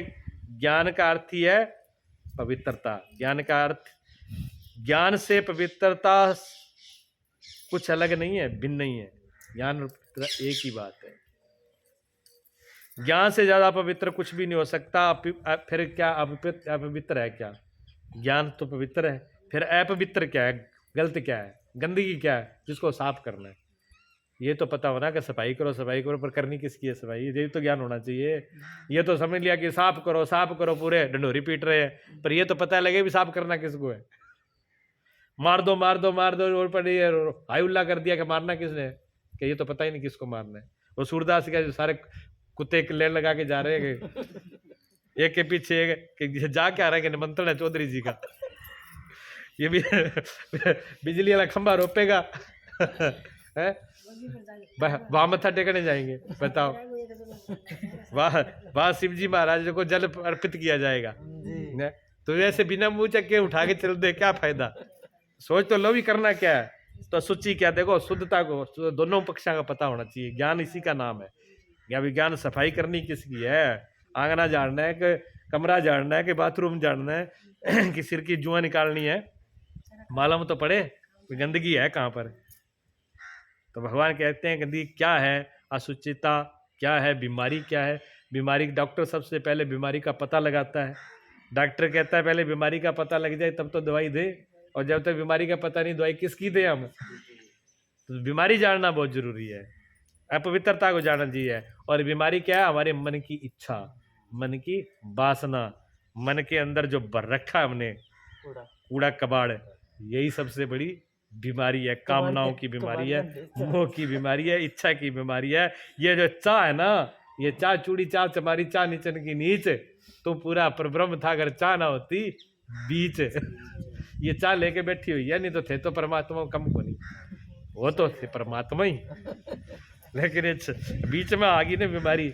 हाँ, ये चाह ये टिकने नहीं देती, ये कामना टिकने नहीं देती, ये शांति से बैठने नहीं देती, शांति हमारी खो जाती है। आदमी की सबसे बड़ी बीमारी यही है आदमी की। जो फिर ये क्यों, ये कामना ईर्षा पैदा, कामना से फिर ईर्षा पैदा होती है, तुलना पैदा होती है कि मेरे पास तो ये है, मेरे पास ये नहीं है, मेरे पड़ोसी के पास तो घर मकान बढ़िया है, उसके पास ज़मीन जायदाद है, उसके पास बच्चे अच्छे हैं, उनके पास गाड़ियाँ अच्छी हैं। अब दूसरों को दे दे के तुलना कर करके अंदर ईर्षा पैदा कर लेते हैं। ईर्षा पैदा कर करके फिर अंदर अपने आग किसके लगेगी? फिर आग फिर पड़ोसी में थोड़ी लगेगी, आग तो खुद की लगेगी। हृदय में जब हम अपने हृदय में कुरूपता लेके आएंगे, बीमारी लेके आएंगे, तो जलेंगे तो हम ही। तो हमारी जलन, हमारी बीमारी, हमारी कामना, हमारी हिंसा, फिर उसकी पूर्ति के लिए हिंसा करते हैं जबरदस्ती। अगर बस पुगे तो छीन लो, मार डालो, चोरी कर लो, चुरा के ले आओ, तो कोई ना कोई और बीमारी बढ़ती जाती है। बीमारी अकेली नहीं आती कभी। बीमारी जैसे आपने देखा ना कुतिया जो है, कुतिया अकेली नहीं आती, बाल बच्चों को साथ में लेके आई, लंबी लाइन लगा के आती है कि हमारे तो पड़ोस में ही रोज का काम है। ऐसे ही बीमारी जो है ईर्षा रूपी कुतिया है ना, ये बहुत खतरनाक है। ये अकेली आती नहीं, फिर ये बहुत कुछ लेके आती है पीछे। ये इच्छा जो है, वासना, फिर ईर्षा, राग, द्वेष, मोह, ममता, बच्चे बाल बच्चे सबको आ जाओ इकट्ठे होकर के, चले इनके घर पे, इसके घर पे बहुत कुछ मांगेंगे। फिर भिखारी बना के छोड़ती है ये मांग भिखारी बनाती है। अगर मांग ना हो तो आप राजा हो, भिखारी हो कहाँ? अगर मांग ना हो तो फिर तो राजा हो, भिखारी कहाँ हो? फिर किस बात की कमी है? भगवान ने कितना कुछ दे रखा है हमने, उधर हम देखते ही नहीं है। पाने में आदमी अंधा हो जाता है। ये कर लूँ, ये कर लूँ, ये कर लूँ। वासना सफल असफल दोनों में ही संतोष नहीं लेने देती। मिल जाए तो और चाहिए, नहीं मिला तो रोता ही है, फिर तो कमी है ही नहीं, है ही है। और मिल जाए तो और ले आओ, और ले आओ, और ले आओ। और जो मिल जाए, कई बार पता क्या होता है, जो मिल जाए उसी से दुख हो जाता है। जो ले आते हैं वो सुख की कई बार दुख देता है। हाँ, कई चीज ले आते तो सुख के लिए, और वही गड़बड़ हो जाती है जो वही दिक्कत देती है। अब अच्छा, किसी ने बंदूक खरीद ली, किसके लिए खरीदी? अपनी रक्षा के लिए। अब उसको रोज संभाल के रखो। बंदूक तो कभी रक्षा करेगी अपनी, और बंदूक की रोज ही रक्षा करो, रोज ही संभाल के रखो। कोई ले नहीं जाए, कोई चला नहीं दे, कोई खुला ना छोड़ दे, कोई नुकसान ना कर दे। अब उसको संभाल, फिर बोट आगे और आगे, पहले जमा करके और लेकर जोड़ का छापा, अब वो उसकी गुलामी हो गई। बहुत दुखदाई होगी कि नहीं हो गई? एक जगह नहीं होती, बहुत होती है। एक पागलखाने में एक डॉक्टर गया, तो एक आदमी जो है एक तस्वीर लगा करके छाती से रो रहा था, पिट रहा था, बुरी तरह कर रहा था। पागलखाने में मनोवैज्ञानिक ने पूछा उससे, पागलखाने के डॉक्टर से, उसने कहा साहब ये फोटो लगा के हृदय से क्यों रो रहा है? क्या जी ये पागल हो गया, फोटो किसकी लगा रखी है? कि जी ये वो स्त्री है जिसको ये चाहता था भी मेरा ब्याह हो जाए, और इसका ब्याह नहीं हुआ उससे, तो ये पागल हो गया, अब उसी के लिए रोता है, उसी को फोटो छाती से लगा के रखता है। उसने कहा चलो ठीक है, नहीं मिली तो गम में रो ही रहा, पागल हो गया। थोड़ा सा आगे गया तो दूसरा जो है सिर, अपने सिरों के बाल उखाड़ के और सिर दीवारों से टक्करे मारे, बुरी तरह से करे। तो उसने कहा जी ये पागल क्यों हो गया, ये अपने सिर के बाल क्यों उखाड़ रहा है। तो डॉक्टर ने कहा साहब जो पत्नी उसको नहीं मिली थी वो इसको मिल गई इसलिए उखाड़ रहा है, वो इसके पल्ले पड़ गई। संसार के सुख ऐसे ही है, जिसको ना मिले वो कहता है मिली नहीं इसलिए छाती पीट रहे हैं, और जिसको मिल जाए वो बिया छाती पीटता है। इन्हों क्या ना हुआ तो ठीक है, कहीं कौन नहीं बेकार चलो जी मारा कौन ही यार, कहीं बेबिसी आजे नहीं जब क्या चलो एक तो छापो बिनी नु तो भरा ना है तो ही ठीक है, ईशा नु तो ईशा धनु तो है, ईशा धनु तो क्या ना हुआ तो ही ठीक है। हाँ बिल्कुल, ये अनुभव की बातें हैं, रोज ज्ञान होता है, ये चीजें हम देखते हैं, रोज सामने देख रहे हैं भी ऐसा हो रहा है, भी ऐसी दुखदाई से तो ना हो, बहुओं की क्यों, बच्चों के बेटों के क्या होता नहीं। अगर बेटा कुकर्मी आ जाए, बेटा अगर अधर्मी पैदा हो जाए घर में, तो माँ बाप भी कहते हैं इससे तो तू मेरे ना जन्म लेता, मेरे घर में पैदा ना होता तो मुझे एक ही दुख होता कि मेरा बेटा नहीं है तेरे जैसे बेटे से, तो है। तो जो चीज जिसके लिए हम पिटते हैं कि बेटे से सुख मिलेगा, वो बेटा ही हमको दुख देता है। जिस धन के लिए वह धन भी दुख दे देता है।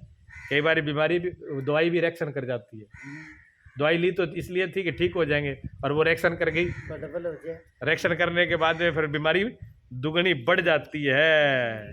हाँ तो ये बस सोचो कि ये सारे सुख हमारे काम ही काम के आएंगे, सारे सुख मिट जाएंगे, दुख को मिटा देंगे, ऐसा नहीं होता। ये दुख भी सुख बन जाता है और केवल सुख भी दुख बन जाते हैं। लेकिन कहते हैं अगर ज्ञान आ गया, अगर समझ आ गई, तो फिर इतनी सारी अपवित्रताएं, सारे दोष मिट जाते हैं, फिर जीवन में आनंद आनंद आनंद क्या, जीवन में सुगंध, में शांति, जीवन में मस्ती, फिर तो सब जहाँ देखता है वहाँ प्रभु ही प्रभु दिखाई देता है। फिर तो क्या कहता है, इतना भी मिल जाए ना, थोड़ा सा भी, तो भगवान को धन्यवाद देता है। जिसका के अंदर ज्ञान आ गया वो तो कहेगा हे प्रभु, हे परमात्मा, तुमने मुझे इतना दिया है, इस तो मुझे योग्य कहाँ था, मेरे को आपने आँख दी, मेरे को कान दिए, मेरे को हाथ पैर दिए, मुझे दिमाग दिया, मुझे परिवार दिया, शरीर दिया, भोजन दिया, ये पूरे चांद तारा धरती सब कुछ दिए, क्या कम है। वो धन्यवाद देता है। फकीर संत महात्मा ऐसे देते हैं। एक फकीर के पास एक आदमी पहुंच गया, जवान था, अब जवान था, खूब कमाने वाला था, पिटने लगा जाकर के छाती वहां पर, कहने लगा भगवान देखो मेरे साथ सब दुनिया बड़ी सुखी है, भगवान ने मुझे बड़ा दुखी कर दिया, मेरे को कुछ नहीं दिया, कुछ नहीं दिया, मेरे पास तो 2 कौड़ी भी नहीं है, कोई चीज़ लेके दे दूँ, दान कर लूँ, पुण्य कर लूँ, बात छोड़ो, अपनी इच्छा ही पूरी नहीं कर सकता। फकीर ने कहा तेरे पास बहुत कुछ है, तेरे को भगवान ने बहुत कुछ दे रखा है, अगर तुझे यकीन नहीं हो तो तू हाँ भर, तेरा सौदा कराता हूँ राजा के पास में, अभी तेरे पास बहुत से वो है। तो उसने कहा ठीक है, ले चलो मुझे करवा दो सौदा। तो फकीर ले गया राजा के पास, राजा के पास ले गया, राजा से कहने लगा महाराज हम एक ग्राहक लेके आए हूँ आपको आँख कान जिसकी जरूरत है बताओ। राजा ने कहा एक आँख नियम है, 1 लाख रुपए देता हूँ एक आँख को, एक आँख चाहिए। उन्होंने कहा ले अभी हो जाए तैयार, 1 लाख रुपए अभी 1 मिनट में मिलेंगे, एक आँख मैंने ये बोला था सौदा करने, आँख लेकर के 1 लाख रुपए, तो तू कह रहा है मेरे पास कुछ नहीं है, अभी तो हमने शुरुआत ही करी है, तेरे पास इससे भी बहुत कीमती चीजें हैं। जब उसने कहा नहीं मैं तो ऐसे ठीक हूँ मेरे पास, तो ऐसे क्यों कह रहे हो भी मेरे पास नहीं है, भगवान ने बहुत कुछ दे रखा है। हाँ ये समझ का नाम ज्ञान है। भगवान बार बार जोर दे रहे हैं कि समझ का नाम ही ज्ञान है, इस ज्ञान को तुम छोड़ो मत।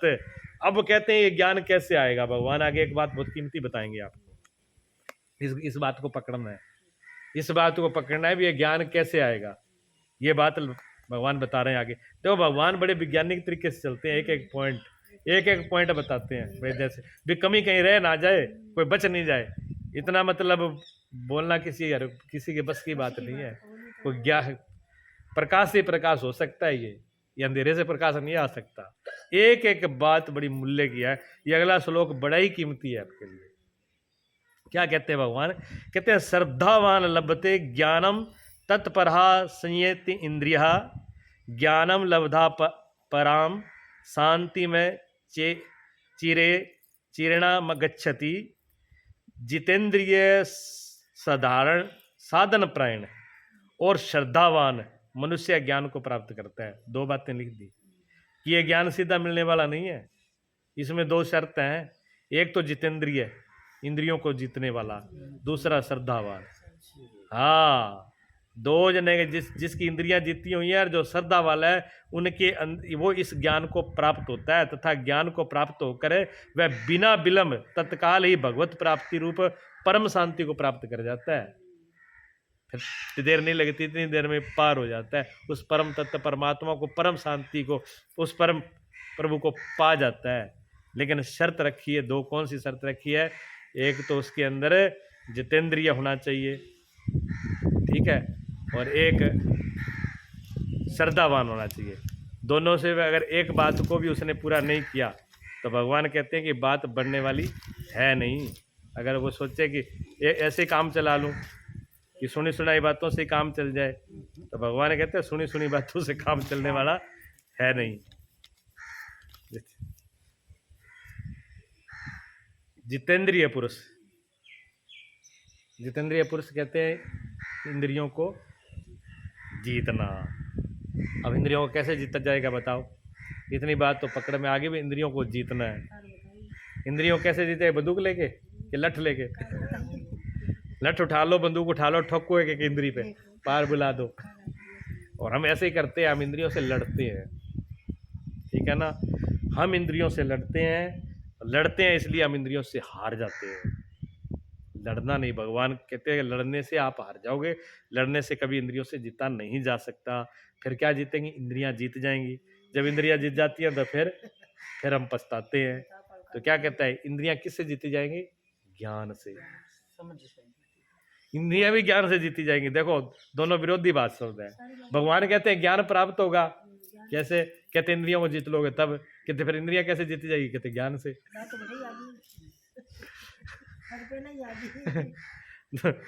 बड़ा जो एक साथ जुड़ा हुआ है सिस्टम सारा है। हाँ, ज्ञान विजय है। शुरुआत में जो ज्ञान होता है, देखो ज्ञान दो प्रकार का है, यहाँ पर दो प्रकार का ज्ञान है। एक तो शुरू का ज्ञान होता है और एक लास्ट का ज्ञान होता है। शुरू में ज्ञान तो होता है चलने के लिए, जिस रास्ते से हम चलते हैं हमें क्या करना है, गुरु के पास जाएंगे, सदगुरु के पास जाएंगे, सीखेंगे, समझेंगे, शुरुआत का ज्ञान है। और उस ज्ञान से फिर जो सिद्धि प्रकट होगी, सिर्फ ज्ञान ही ज्ञान हो जाएगा, फिर कुछ और रहेगा ही नहीं ज्ञान के अलावा। हाँ, प्रकाश ही प्रकाश। जैसे जब आग जलाते हैं शुरुआत में, तब लकड़ी भी होती है, तिल्ला भी होता है जिससे जलाते, दिया सलाई भी होती है और आग भी होती है। तीनों चीजें होती हैं। लकड़ी जलाने के लिए आग जलाई, आग भी है, लकड़ी भी है, लकड़ी का धुआं भी है, दिया सलाई भी है, आप भी है। लेकिन जब सारा कुछ जल करके बाद में बच जाता है, तब लकड़ी जल गई तो जल गया, धुआं भी नहीं रहा, एक आग अंगारा ही अंगारा रह गया, एक तो अंगारा पूरा। तो जो लास्ट ज्ञान है वो तो अंगारे जैसा है, और बीच में जो शुरुआत है उसमें थोड़ा सा मिलावट है, ठीक है। लेकिन बिना ज्ञान के काम चलेगा नहीं। बिना ज्ञान के तो रोटी भी नहीं पकती, वो भी नहीं खाई जाती, उसमें भी तो ज्ञान चाहिए। बिना ज्ञान के तो आटे में पानी कितना डालना है, राबड़ी बना लो, राबड़ी तब भी नहीं आएगी। बिना ज्ञान के ये काम होगा फिर। हाँ, तो ये होता है कि बिना ज्ञान के समझ में नहीं आता है। ज्ञान से विजय पाई जाती है इंद्रियों पर। अगर इंद्रियों के साथ जबरदस्ती करी, इंद्रियों को दबाया, तो जितना जितना इंद्रियां दबाओगे उतनी उतनी प्रबल हो जाएंगी। काम, क्रोध, गुस्सा आया, क्रोध आया, इच्छा हुई, वासना, उसको जितना दबाया उतनी बढ़ जाएगी। और हम क्या करते हैं? जहाँ तो उसको दबाते हैं, जहाँ निकालते हैं, जहाँ तो उसको निकालते हैं, जहाँ दबाते हैं। भगवान कहते हैं ना तो निकालना है ना दबाना है। अगर आपने दबाया तो कैसे होगा? जैसे कुकर की सीटी बंद कर दी आपने ऊपर से, और वो अंदर से नीचे से आग जल रही है, और ऊपर से आपने सीटी बंद कर दी, फिर क्या होगा? फिर बम जितना विस्फोट होगा, सब खिंड जाएगा वो, है। और अगर आपने रोज रोज निकाला तो रोज रोज निकालने का इतना मतलब ये होगा कि छालनी जैसे हो आप, कितना ही डाल लो पार, अंदर कुछ है ही नहीं। पूरी जिंदगी लास्ट में क्या रह जाएगी? छालनी जैसी। पूरी जिंदगी तो जिए, लास्ट में मरे तो पल्ले में कुछ भी नहीं है। क्यों? अंदर कुछ रहा ही नहीं। निकालते रहे, गुस्से में, क्रोध में, कामना में, भोगों में, सारी शक्ति को छीन कर दिया।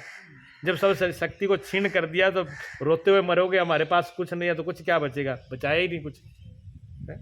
तो ना तो किसी पे काम क्रोध गुस्सा गुस्सा करना है और ना ही दबाना है। तीसरा रास्ता भगवान बताते हैं, वो ज्ञान का रास्ता है, देखना है उसको, सिर्फ देखने मात्र से, उस पर ध्यान करने मात्र से, ध्यान करने से ही गुस्सा शांत हो जाए। जब जब गुस्सा आए तब तब ध्यान करो, जब जब गुस्सा आए तब ध्यान करो। क्यों बड़ा, ये गुस्सा ऐसे नहीं है, भगवान ने जो दोष बनाए हैं उसके दोषों में भी बड़ी कीमत है, दोषों के भी कारण है। अगर अंधेरा भगवान ने बनाया तो अंधेरा भगवान ने क्यों बनाया भाई? क्या पड़ी थी भगवान को? भगवान को पड़ी थी कि अंधेरा नहीं होता तो आपको प्रकाश का ज्ञान ही नहीं होता। आपको प्रकाश का ज्ञान करने के लिए भगवान ने अंधेरा बनाया है। बुराई क्यों बना दी? अगर बुराई नहीं होती तो पता क्या लगता है सही क्या है? अगर काला रंग नहीं होता तो कैसे पता लगता है कि सफेद रंग कौन सा है? अगर क्रोध न होता तो क्षमा भी ना होती, अगर मोह ना, लोभ ना होता तो दान भी नहीं होता, अगर मोह नहीं होता तो प्रेम भी नहीं होता। हाँ, वो के जोड़े साथ में जोड़ी हुई है। लेकिन करना क्या है?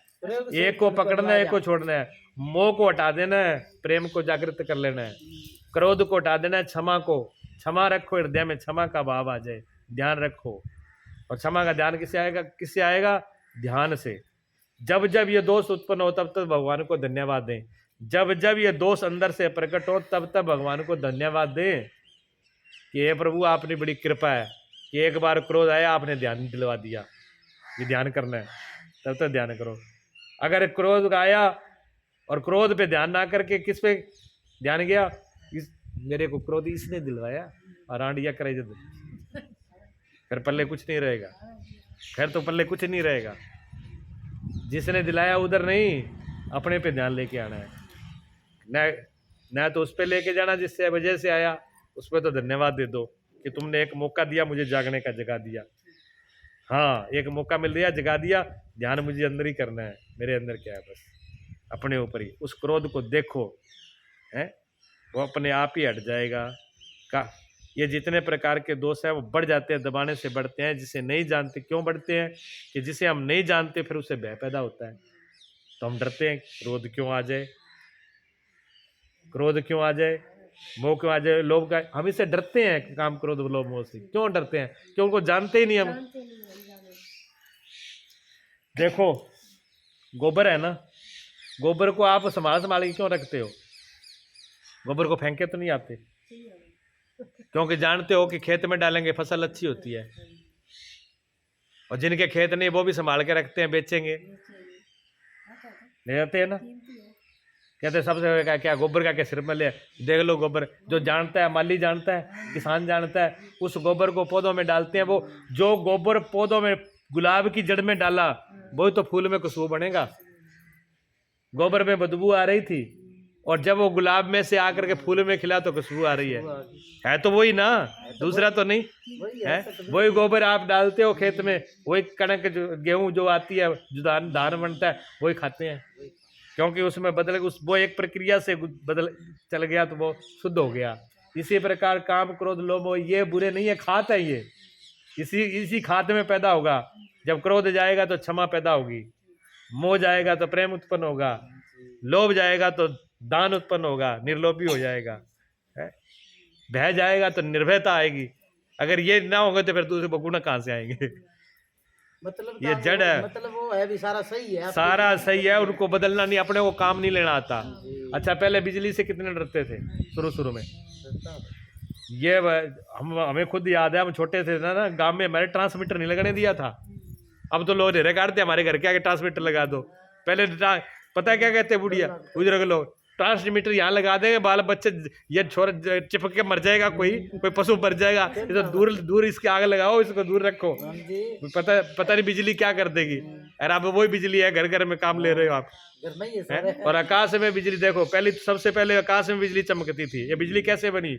आकाश में जो बिजली चमकती थी उसको देख करके वैज्ञानिकों ने बनाई है, जिससे सब लोग डरते थे कि आकाश में भयंकर बिजली क्या होगी। उस बिजली को देख करके, निरीक्षण करके, और इस बिजली को बना दिया उन्होंने, है करंट।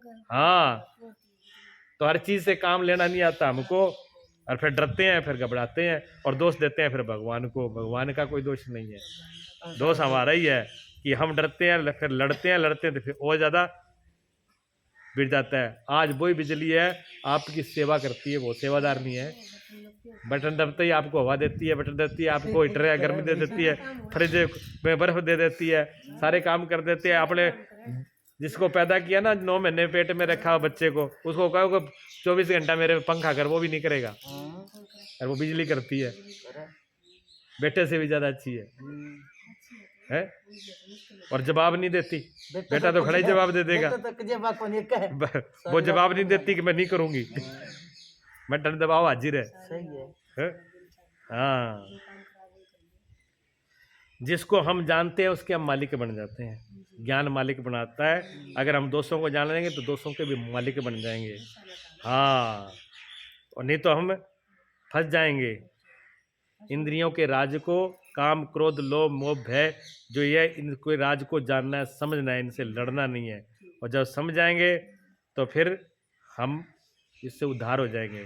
फिर घृणा नहीं रहे, घृणा फिर शक्ति बन जाती है।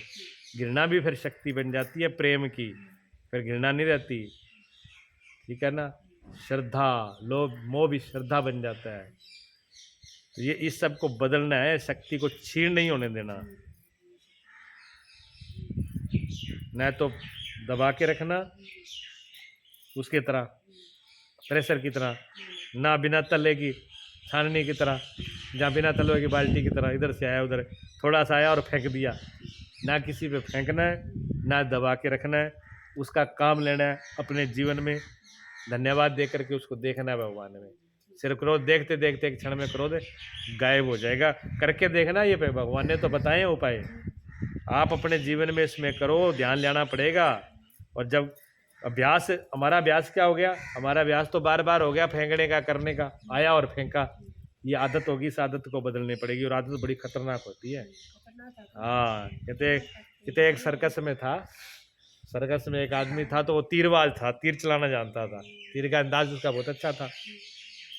तो वो क्या करता कि अपनी पत्नी को खड़ा कर लेता और पीछे उसके एक फट्टा लगा देते, और वो तीर मारता, पत्नी के कान के यहाँ से निकल के जाता और सीधा फट्टे में लगता। लोगों को लगता कि सीधा गया कान में, लेकिन जाता नहीं, लग करके वहाँ पहुँचता।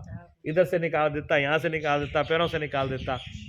तो वो सब लोग देखते भी बड़ा तीरबाज है, बड़ा सजा। उसका अभ्यास था, 30 सालों से वो कर रहा था। अब पति पत्नी में खटपट तो हो ही जाती है, कहानी होती, सभी जगह हो जाती है। एक दिन ज़्यादा ही खटपट हो गई तो अंदर ही अंदर उसको उसने कहा कि तीर पार टपा दूँ इसको। और क्या, इसके हाँ पूरा जला बुंदा था, पूरा गया। लोगों ने कहा कि वहां जाके सर क्या ऐसे आज मैं आंख पर पट्टी बांध के तीर चलाऊंगा। लोगों ने कहा ले आज तो और ही बड़ी बात है। उसकी पत्नी तो वहां खड़ी होगी, उसे पता है इसका तीर तो लगेगा नहीं, वो तो खड़ी रही। अब उसने बांध ली पट्टी। अब उसके तो मन में ये थी बीचों बीचों पार्ट बना है सीधा छाती में से, रोज का तो ना सेकेगी है, रोज कलाकाएं रोज करती है। तो अब उसको गुस्से में था, और गुस्से में आकर के आंख बंद करके उसने चलाया जो तीर, और लोगों ने पूरे पंडाल में तालियां बजा दी, सबने वाह वाह कर दिया, क्योंकि आंख बंद करके भी उसका तीर छाती में नहीं लगा, उसके अंदर बिल्कुल यहाँ से निकल के तख्ते में लगा। 30 सालों का अभ्यास था, उसने सब तीर चलाए ऊपर नीचे, लेकिन पत्नी को नहीं लगे। इतना अभ्यास है। और हमारा अभ्यास बिल्कुल ऐसा ही है, थोड़ा सा हम निशाना चूकते नहीं। सही बात है। बहाना मिलना चाहिए गुस्सा निकलने का। गुस्सा निकलने का बहाना मिलना चाहिए, चुकने नहीं देंगे। हाँ, हम उसके पृथ्वीराज चौहान की तरह कम थोड़ी है हम। शब्द भेदी है हम भी। पृथ्वीराज चौहान की तरह आंखें फोड़ दी तो क्या, तभी तीर पार जाएगा।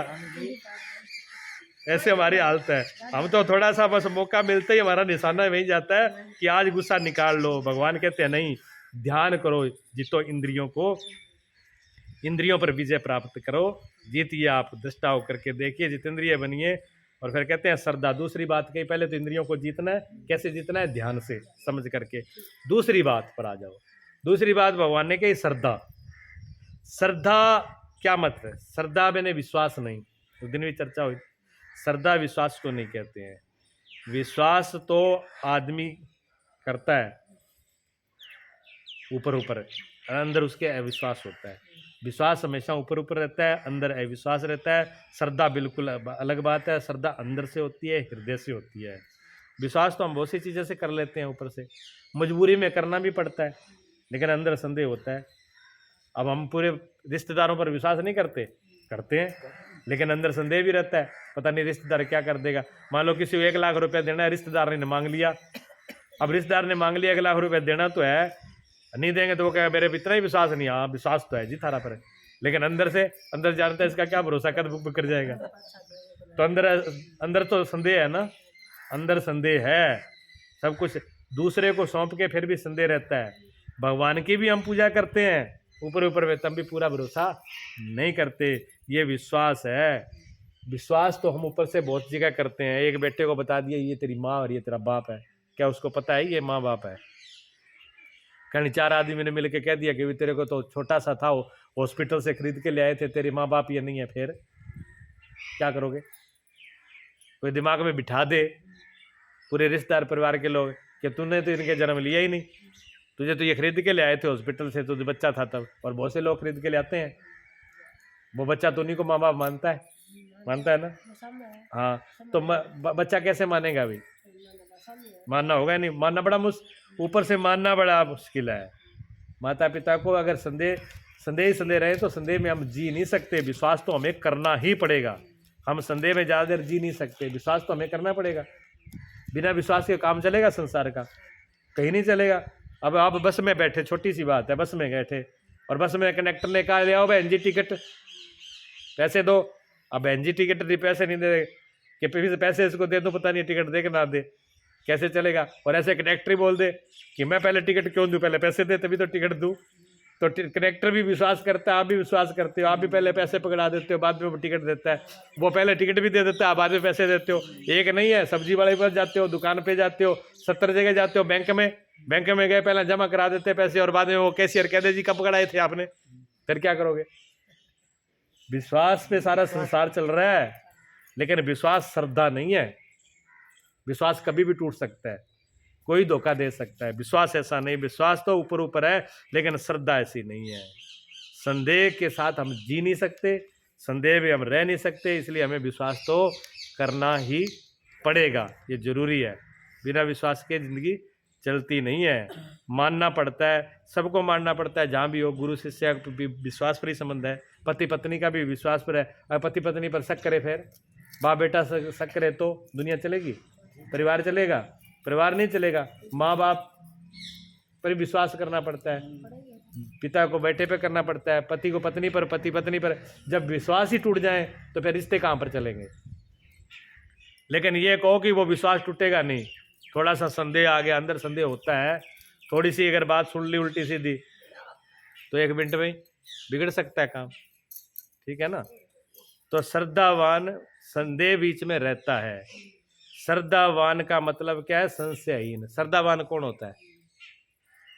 श्रद्धावान कौन है? श्रद्धावान का मतलब है जिसके संशय मिट के, अंदर संशय ना रहे, शंका ना रहे, संदेह ना रहे, संशय ना रहे। संदेह और संशय बने रहे, जिज्ञासा एक।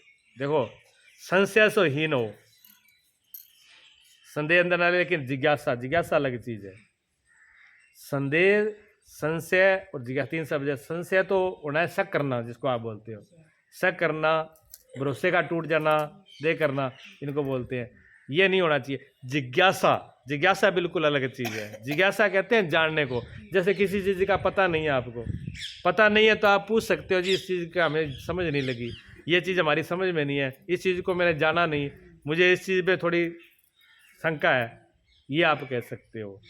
तो ये जायज़ है, जिज्ञासा जायज़ है। शंका कर सकते हो, संशय नहीं, शंका कर सकते हो। शंका कहते हैं पूछने को, जिज्ञासा करने को, जानने को, और संशय कहते हैं संदेह करने को। ये दोनों एक नहीं हो सकते, ठीक है ना। जिज्ञासा करें, रहस्य को जानें, समझें, दूसरों की सुने का विश्वास खत्म हो जाता है, दूसरे का सुने का विश्वास खत्म हो जाता है। संदेह हो सकता है, श्रद्धा, लेकिन श्रद्धा से जो पैदा होगा, जिज्ञासावान से जो पैदा होगा, जो समझ करके जिज्ञासा करके श्रद्धा उससे श्रद्धा उत्पन्न होगी। जो चीज़ आप जान लोगे उस पर श्रद्धा हो जाएगी। और जिस सुनी सुनाई बात है, अभी सुन ली कि ये ऐसा है और थोड़ी देर में किसी ने उसे बदल दिया कि नहीं ऐसा तो नहीं है, तो संदेह हो गया, गई वो तो। और जो आपने जान ही ली फिर क्या है, फिर कोई कुछ भी कहता रहे, फिर तो बात। तो श्रद्धा ऐसी है, श्रद्धा जो है वो खोज, और जहाँ श्रद्धा होती है वहाँ खुल जाता है, हृदय खुल जाता है, संवाद होता है, फूल की तरह खिल जाते हैं, उगाड़ देते हैं। जहाँ श्रद्धा हो, प्रेम हो, बिना श्रद्धा प्रेम के हम पर्दा हटाते नहीं हैं, हम खुलते नहीं हैं, हम समझते नहीं हैं, एक दूसरे को जानते ही नहीं हैं और जानना चाहते भी नहीं है। जहाँ संदेह होता है वहाँ जहाँ समझ पैदा होती नहीं है। संदेह तो एक तरफ उठाना होता है, संदेह डराता है। संदेह जहाँ शक आगे नहीं, संदेह हो गया, थोड़ा भी शक हो गया, मान लो आप पैसे रख रहे हो, पैसा रख रहे हो और आपके मन में थोड़ा ही संदेह हो गया, पता नहीं ये चुरा ना ले, आप उसको छुपा लोगे, आपके अंदर डर पैदा हो जाएगा, आपके मन में भय उत्पन्न होगा। और जहाँ पूरी श्रद्धा है, आप जानते हो कि आदमी किसी हालत में ही नहीं चुरा सकता, तो ये अब आपकी श्रद्धा है। वो भाई उसके सामने ही रखेगा, बल्कि पकड़ाई उसको देगा, क्या ले तू रख दे, हाँ वो रख देता है। क्यों? श्रद्धा इतनी, श्रद्धा ऐसी होती है जहाँ बिल्कुल भी भय नहीं, चिंता नहीं है, पूर्ण रूप से अपने आप को खोल देते हैं। श्रद्धा किस में लेके जाती है? प्रभु में, परमात्मा में। प्रभु ले जाएं जहाँ किनारा। श्रद्धा कैसी होनी चाहिए? जब श्रद्धा हो जाती है, जो प्रभु ले जाएं, जो प्रभु कराएं, जिस किनारे पे ले जाए, बिल्कुल ऐसे छोड़ देना अपने आप को। श्रद्धावान आदमी कहता है मुझे कुछ भी पता नहीं है, जैसा प्रभु कराएंगे, जैसा परमात्मा कराएंगे। जैसे छोटा सा बच्चा अपने माता पिता का हाथ पकड़ के चलता है, फिर माँ बाप कहाँ जाएंगे, कहाँ लेके जाएंगे, उसको बिल्कुल चिंता नहीं होती है। क्यों? जहाँ माँ बाप जाएंगे वो जाने के लिए तैयार है, चाहे भले शमशान में जाएं, चाहे मंदिर में जाएं, चाहे मेले में जाएं, चाहे अनजान जगह पर जाएं, चाहे जानकारी जगह पर जाए, बच्चे को बिल्कुल भी चिंता नहीं होती, क्योंकि माँ साथ में है। माँ साथ में, माँ ने हाथ पकड़ा हुआ, क्या डर है उसको? और माँ का हाथ अगर नहीं हो तो उसे, तो श्रद्धा ऐसे छोटे बच्चे की तरह होती है। पूरा छोड़ देना अपने आप को, जहाँ भगवान लेके जाएंगे मैं चलने के लिए तैयार हूँ, जो परमात्मा कराएंगे मैं करने के लिए तैयार हूँ। ऐसा निरहंकारी, निरहंकारी सरल जितेंद्रिय हो जाए, निरहंकारी भी हो जाए, सरल भी हो जाए और इंद्रियों को जीत ले। श्रद्धा न आए तो कहते हैं, अगर इंद्रियां तो जीत ली, भगवान ने दो शर्तें लगाई, भगवान ने दो शर्तें लगाई कि इंद्रियों को जीत लो और श्रद्धावान होना चाहिए। तो इंद्रियों को जीत लिया, ज्ञान तो हो जाए, फिर श्रद्धा साथ में क्यों जोड़ दी, क्या जरूरत थी? भगवान कहते हैं अगर इंद्रियों को जीत लिया, अब किसी ने कहा जी मैं तो क्रोध करता ही नहीं, मुझे तो कामना ही नहीं है, नारद की तरह मैंने तो कामदेव को जीत लिया, तो वो और अहंकार बढ़ा लेगा। तो भगवान कहते हैं जिस इंद्रियों के, जितेंद्रिय के साथ श्रद्धावान होना जरूरी है, सरलता और झुकना जरूरी है, विश्वास जरूरी है, मेरे पूर्ण विश्वास, पूरी श्रद्धा। नहीं तो कह दीजिए ये जो आदमी क्रोध करता है वो तो उसको तो थोड़ा लगेगा मैं तो थोड़ा पापी हूँ। जब कोई क्रोध करता ही नहीं, जिसने कभी कोई अपराध नहीं किया, वो तो अकड़ जाएगा फिर, और जो अकड़ जाएगा तो और अहंकारी हो जाएगा, और अहंकारी हो जाएगा तो भगवान से तो उसका कोई तालमेल ही नहीं है फिर। तो भगवान कहते हैं जितेंद्रिय के साथ में श्रद्धावान होना जरूरी है, सरल होना जरूरी है। हाँ, नहीं तो इधर इंद्रियों को जीत लिया और नारद दल झंडा लेकर के पहुंच गए भगवान विष्णु के सामने, महाराज मैंने जीत लिया कामदेव को। भगवान कहते हैं चलो अभी देख लेते हैं, 1 मिनट में ठाडिया बिगड़ जाए। श्रद्धावान होना चाहिए, सरल होना चाहिए। जितेंद्रिय के साथ में दूसरी शर्त जरूरी है, श्रद्धावान। और जब जितेंद्रिय भी और श्रद्धावान हो तो फिर क्या कहते हैं भगवान? परम शांति। हाँ, परम शांति को प्राप्त होता है।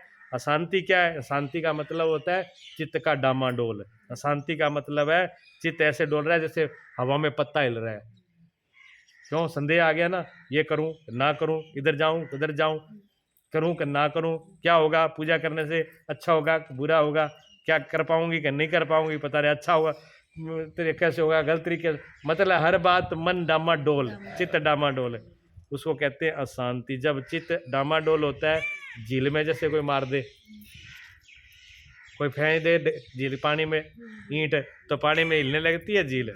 और जब शांत हो जाए तब, बिल्कुल जब हम शांत हो जाते हैं, झील बिल्कुल भी हिलनी बंद हो जाए। कैसे? पत्ते की तरह हिले नहीं, जैसे जोत जलती है ना, घी की जोत जलती है और बिल्कुल हवा का झोंका ना हो, एकदम अखंड, जहाँ झील के अंदर एक भी तरंग ना हो, बिल्कुल शांत। जितेंद्रिय और श्रद्धावान व्यक्ति ऐसे होता है, वो परम सुख परम शांति को पा जाता है, सारे द्वंद्वों को खत्म कर दे। द्वंद्व कहते हैं संशय को, ये वो इधर उधर सबको खत्म हो करके तब उस परमात्मा की स्थिति को पा लेता है। आगे चलूं श्लोक और? देख लीजिए। चलो एक श्लोक और कर लें, कोई बात नहीं, इससे समय तो चलता ही रहता है। हाँ जी। अज्ञाश्च श्रद्धाधानश्च संशयात्मा विनश्यति, नायम लोकस्ति न परो न सुखम संशयात्मा। पहला तो भगवान ने कहा जितेंद्रिय श्रद्धावान मनुष्य ज्ञान को प्राप्त होता है, ठीक है, वो भगवत प्राप्ति को प्राप्त लेते हैं। दूसरे में कहा, देखो उसी के साथ जुड़ा हुआ है, ये बात उसी की लाइन वाइज चल रही है, उसी से बात जुड़ी हुई है। भगवान कहते हैं विवेकहीन और श्रद्धा रहित संशय युक्त मनुष्य परमार्थ से अवश्य भ्रष्ट हो जाता है। पहले तो कहा जितेंद्रिय श्रद्धावान होना जरूरी है, अब कहा जिसमें ज्ञान नहीं है, समझ नहीं है, और जो श्रद्धा से रहित है और संशय से युक्त है, जिसमें संशय तो है लेकिन श्रद्धा नहीं है, ऐसा मनुष्य परमार्थ से निश्चय रूप से भ्रष्ट हो जाए, गिर जाएगा, पहुंचेगा ही नहीं, वो गिरना निश्चित है, उसको वो बचेगा नहीं। भगवान कहते हैं मनुष्य के लिए ये लोक है ना परलोक है ना सुखी है। कहते हैं ऐसे मनुष्य के लिए ना तो ये लोक है ना परलोक है और ना सुखी है, जिसमें श्रद्धा नहीं है, संशय है और जिसमें समझ नाम की कोई चीज़ नहीं है, उसके लिए कुछ नहीं है। भगवान कहते ना तो वो यहाँ सुखी है इस लोक में, ना वो कहे कि मैं परलोक में, और ना किसी प्रकार का किसी भी प्रकार से उसको सुख नहीं है, उसकी हालत ऐसी है। हाँ, तो संशय क्या है? अब संशय को समझ लेना, श्रद्धा बात कही भगवान ने। संशय से भरा व्यक्ति ना इस लोक और उस लोक में कहीं भी प्राप्त नहीं होता, विनाश को प्राप्त होता है। भगवत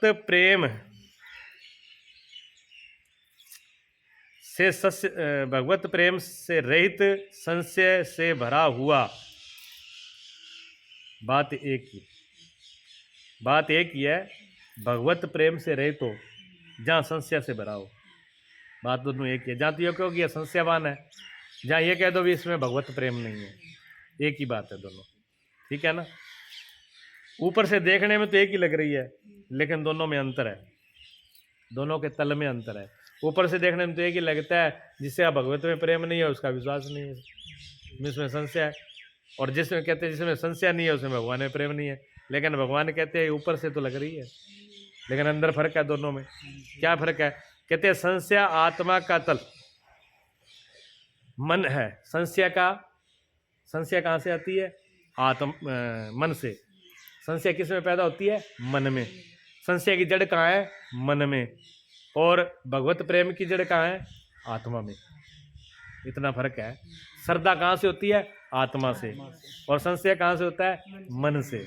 इतना फर्क है, दोनों की जड़ अलग अलग है। हाँ, इसलिए एक जड़ उखाड़नी है, एक बचा के रखनी है। एक जड़ को उखाड़ना है, एक जड़ को बचा के रखना है। भगवान कहते हैं इस बात को समझ लीजिए आप। संशय की आत्मा तो जो है वो मन है,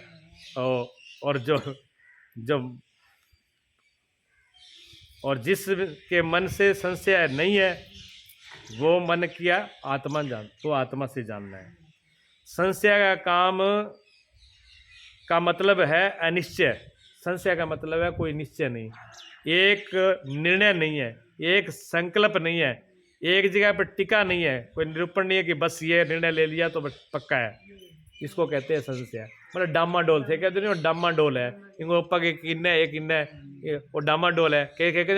ये बिना पिंदा को लोटो है, पता नहीं किन्ने रुक जाएगा, ठाको नहीं। बिना पिंदा को लोटो कह दो, डामाडोल कह दो, निर्णय कह दो, संशय कह दो, एक ही बात है। आगे समझे? हाँ, ये सब एक ही चीज है। ये पालूं, इधर चला जाऊं, ये करूँ ना करूं। जैसे बच्चों में होते हैं कि बच्चे कहते हैं ब्याह करूं ना करूं, करने के फायदा हो ना सारा हो। एक आदमी तो यही हो, वो पूरी जिंदगी ये सोचते रहे ब्याह करूं ना करूं। एक छोरी पसंद कर ली, उसने पसंद कर ली, वो सोचते रहे हो, सोचता 10 साल बीत गए। 10 साल बाद में मैंने सोचो चला ब्याह कर लूँ। वो गयो जद घरे पुग गयो, जद बात छोरी कहने लगी कि क्या तेरे मम्मा ने क्या पानी चले क्या वो ब्याह करने वो ब्याह करने गयो, छोरी ने अपने बेटे से कहा कि तेरा मामा जी आए हैं, उनको जल जलाओ बाहर। ठीक है 10 साल में तो यही हुआ है, फिर और क्या हुआ है? सोच मत सोचते ही रहो। कुछ लोग दुनिया में सोचते रहते हैं, आज भजन करेंगे, आज सत्संग करेंगे, आज सब बैठेंगे, आज नाम लेंगे, आज धर्म कर्म करेंगे, आज शुभ करेंगे, आज दान करेंगे, आज को नहीं तड़का कर लेंगे, आज टाइम को नहीं, आज तो नहीं जाएंगे, कल चले जाएंगे, आज तो बैठने का टाइम नहीं है, कल भजन कर लेंगे। दुनिया में ऐसे ही चलता रहता है। ये पूरी जिंदगी ऐसी करते करते चली गई, तब तक वो कह देती है मौसी रानी, मौत आ जाती कि मामा जी को लेके आओ। क्या चलो मामा जी आगे, चलो अब घर पे। हैं? हाँ, ऐसा चित्त भगवान कहते हैं, ऐसा चित्त जो है वो विनाश को प्राप्त होता है। भगवान कहते हैं ऐसा जो चित्त है ना, जो निर्णय नहीं लेता, जो आजकल में रहता है, उसका निश्चित रूप से विनाश है। मतलब पूरा डंके की चोट से लिखती प्रमाण करके अष्टांग पर लिख के दे दिया भगवान ने। फिर भी अगर हम नहीं समझेंगे तो फिर कैसे समझेंगे? पतन सहज है। भगवान कहते हैं पतन तो सहज ही है, कुछ ना करोगे। अगर ऊपर छत से गिरना हुआ है तो कुछ मत करो, तभी नीचे टपक जाओगे। पहाड़ी पर चढ़ना हो पत्थर में तो बहुत जोर लगता है, और ऊपर से पत्थर गिर दो अपने आप ही नीचे आ जाएगा। तो भगवान कहते हैं अगर आप नहीं करोगे तो भी आपका जीवन ये बेकार हो जाएगा। आप बैठे रहो, कुछ मत करो, तो बचेगा ये श्वास से बचेंगी, ये शरीर रह जाएगा, तभी चला जाएगा। इससे भगवान कहते हैं कर लो, निर्णय कर लो। बिना निर्णय के ऊपर उठने के लिए उठ नहीं पाओगे। निर्णय भी चाहिए और परिश्रम चाहिए। ऊपर चढ़ने के लिए तो निर्णय भी चाहिए, परिश्रम चाहिए। घर में लग जाए किसी की आग, और आदमी घर में बैठा बैठा ही कहेगा घर के बाहर जाऊँ कि ना जाऊँ, बाहर निकलूँ कि ना निकलूँ, और तब तक जल जाए, चारों तरफ से आग निकल जाए। क्यों? टाइम तो सारा कितना का क्षण का है। हमारे पास परमात्मा जो टाइम दिया ना, एक क्षण का दिया हुआ है। चाहे तो क्षण का उपयोग कर लो, अगर क्षण का उपयोग कर लिया तो आप पार हो जाओगे, और नहीं किया तो क्षण ऐसे ही चला जाएगा। 100 साल की जिंदगी नहीं है हमारे पास, है हमारे पास एक ही क्षण का टाइम है। ये अगले क्षण क्या होगा पता है आपको? अगले क्षण मृत्यु कभी भी छीन सकती है। हमारा मन बुद्धि सब कुछ जा सकता है। कब मौत आ जाए कोई पता नहीं, कोई टाइम निर्धारित नहीं है। हमारे पास सिर्फ एक ही क्षण है, और जितने महान पुरुष हुए हैं उन्होंने उस क्षण का उपयोग किया है। उन्होंने एक एक क्षण, एक एक श्वास तेरी हीरा मोती ये लुटाने के काबिल नहीं है। महापुरुषों ने समझा एक सांस भी बेकार नहीं जाना चाहिए, तभी तो महापुरुष बने। धनी कौन बनता है? धनी वो बनता है जो छोटी छोटी चीजों की कीमत रखता है, जो पैसे की कीमत रखता है, वो धन जोड़ता है। जिसकी धन की कीमत का ही पता नहीं है वो तो बिखरे देता है। हमने तो अपने धन सब लुटा दिया, ये सांस ऐसे ही चले गए, जिंदगी ऐसे चले गए, ये पूरा क्षण क्षण करके पूरी जिंदगी बर्बाद कर ली। क्या मिला? कुछ नहीं मिला। तो भगवान कहते हैं विनाश निश्चित है। या तो समझ जाओ, सुधर जाओ, ना सुधरो तो फिर विनाश के लिए तैयार रहो। हाँ, समय ऐसे ही चला जाएगा। समय तो जाता है, चला जा रहा है। इस अवसर को खो मत। अवसर का घोड़ा है, चढ़ जाओ, सवार हो जाओ, यात्रा कर लो, नहीं तो ऐसे ही चले जाओगे, असफल हो जाओगे। और ये संशय ऐसा है, लास्ट में संशय रह जाएगा, संशय रह जाएगा, भाई ये नहीं कर पाया, ये नहीं कर पाया, और अंत में हमारे पास कुछ भी नहीं रहेगा, और ये अवसर का घोड़ा खाली का खाली ही चला जाएगा। इस जीवन में परम आनंद हो सकता है। इसी जीवन में अगर समझ लियो तो परम आनंद, परम भोग, परम सुगंध इसी से पा सकते हो। अच्छे से हम सोचते हैं, अच्छे की तो हमें सोचते हैं, सोचना पड़ता है, करना पड़ता है। बुरा अशुभ तो अपने आप ही हो जाता है, बिना सोचे ही हो जाता है। काम, क्रोध, लोभ, मोह, अहंकार, इनको सोचना पड़ता है। ये बिना मिलाए मेहमान चले आ जाते हैं, जबरदस्त अंदर घुस जाते हैं, बिना मतलब के। गुस्से को ना बुलाओ तो भाज के आ जाता है। क्यों? या कोई फालतू जगह पड़ी है, फालतू कर रखी है ना। जिस घर का मालिक नींद में पड़ा रहे, उस घर में तो सभी लोग अपनी अपनी चौधर करेंगे। हमारा खुद का मालिक तो सो रहा है, इसलिए हर कोई आके चौधरी बन जाता है। हर किसी को चौधरी मत बनने दो भाई, खुद चौधरी रहो। हाँ, अपने आप को जगा के रखो, अपनी आत्मा को खड़ा करके रखो, होश में रहो। हाँ, यहाँ तो बाहर से बड़े बड़े आए, देख लो, बड़े बड़े राजा महाराजा, सिकंदर जैसे पूरी दुनिया को धन इकट्ठा करने वाले, काश में खाली हाथ गए। सिकंदर ने बोल दिया मेरे हाथ बाहर निकाल दो, सारी दुनिया को पता लग जाए कि मैं इस दुनिया से खाली जा रहा हूँ, मेरे पल्ले में कुछ नहीं है। ये क्षण ऐसे ही चला गया, पूरी जिंदगी मैंने बर्बाद कर दी। लेकिन साधु एक देख लो, साधु के पास कुछ भी नहीं है ना, एक डंडार, एक कमंडल होता है, तो ये मस्ती से जाता है, मस्ती से है। मौत भी आती है तो इतने पूरी मस्ती से जाता है, कहता है सब कुछ पा लिया, बाहर से कुछ भी नहीं है, कोई धन नहीं है, कोई घोड़ा नहीं है, कोई रथ नहीं है, कोई जमीन जायदाद नहीं है, फिर भी महाराजा कितना, राजाओं के भी राजा महाराजा की तरह जाता है कि जो मैंने जिंदगी में पाना था वो पा लिया। क्या पाना था? मुझे आत्मा पानी थी, मुझे परमात्मा पाना था। मैंने अपनी आत्मा को, मेरे परमात्मा को खोया नहीं। मुझे मेरे परमात्मा का प्रेम मिला है, मुझे मेरे परमात्मा का आनंद मिला है, मुझे भगवत का रस प्राप्त हुआ है।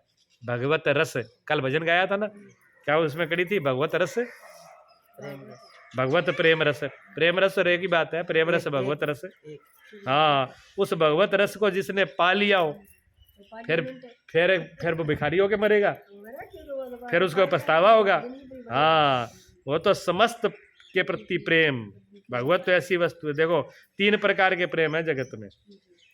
जहाँ तो हम वस्तु से प्रेम करते हैं, पहला प्रेम तो होता है वस्तु से, वस्तुओं का प्रेम, घर मकान धन दौलत और प्रेम करना सौखा है। क्यों सौखा है? क्योंकि वस्तु मना नहीं करती।